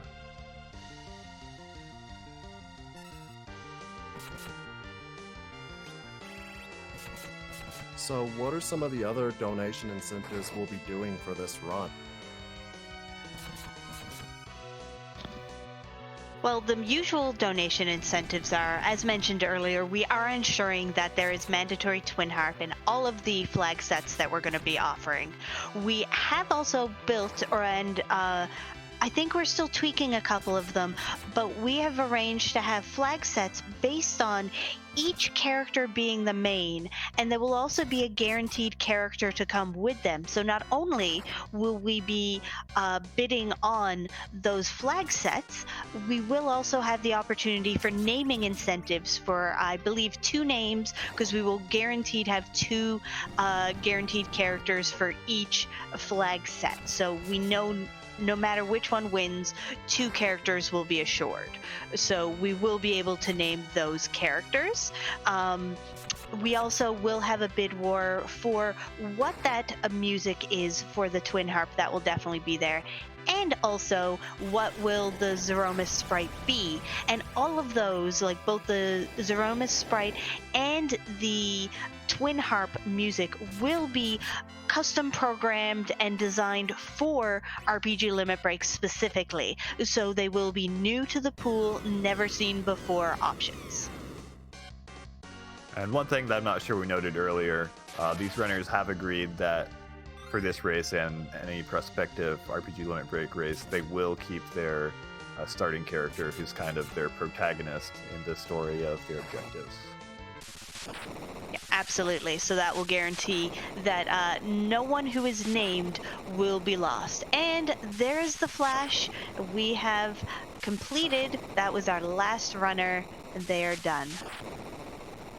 So GG's to all 4 of our runners, all of them, even the last runner, coming in under 2 hours. So it just goes to show that even when doing very variable seeds like this, with the quality of runners as we're displaying here, who are the 4 runners who will be submitting to RPG Limit Break, you can actually still have a fairly consistent time. Plus, we will be vetting the seed which is used, if the game is accepted, in advance of the actual run, which will make sure that we will be able to stay within a more guaranteed time frame.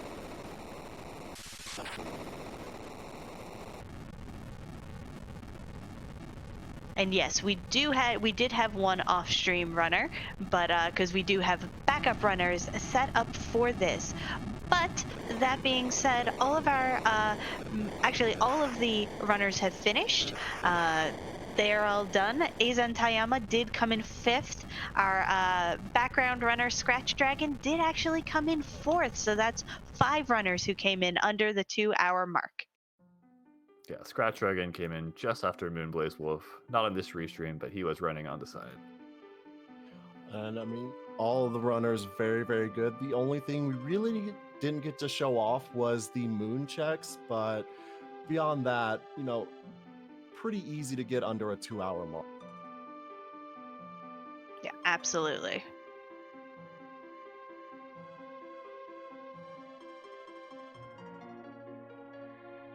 With that, I think we will end the stream, but thank you everyone for coming out who has come to watch our submission video, and thank you so much to the RPG Limit Breaks Games Committee for considering our game. and taking a look at this, please feel free to contact any of us if you have any questions or concerns about the run, and we'll make sure to communicate that with you. So thanks to Skulla Kitty, who was running this restream in the background. A lot of work goes back there, and to Lore Master Motos, who was our tracker. And if you are watching this live, do make sure to follow our featured runners and the volunteers, as they have been linked in the stream. Definitely a really good crew. So thank you so much to everyone involved, and hopefully we'll see you all at RPG Limit Break. Good night.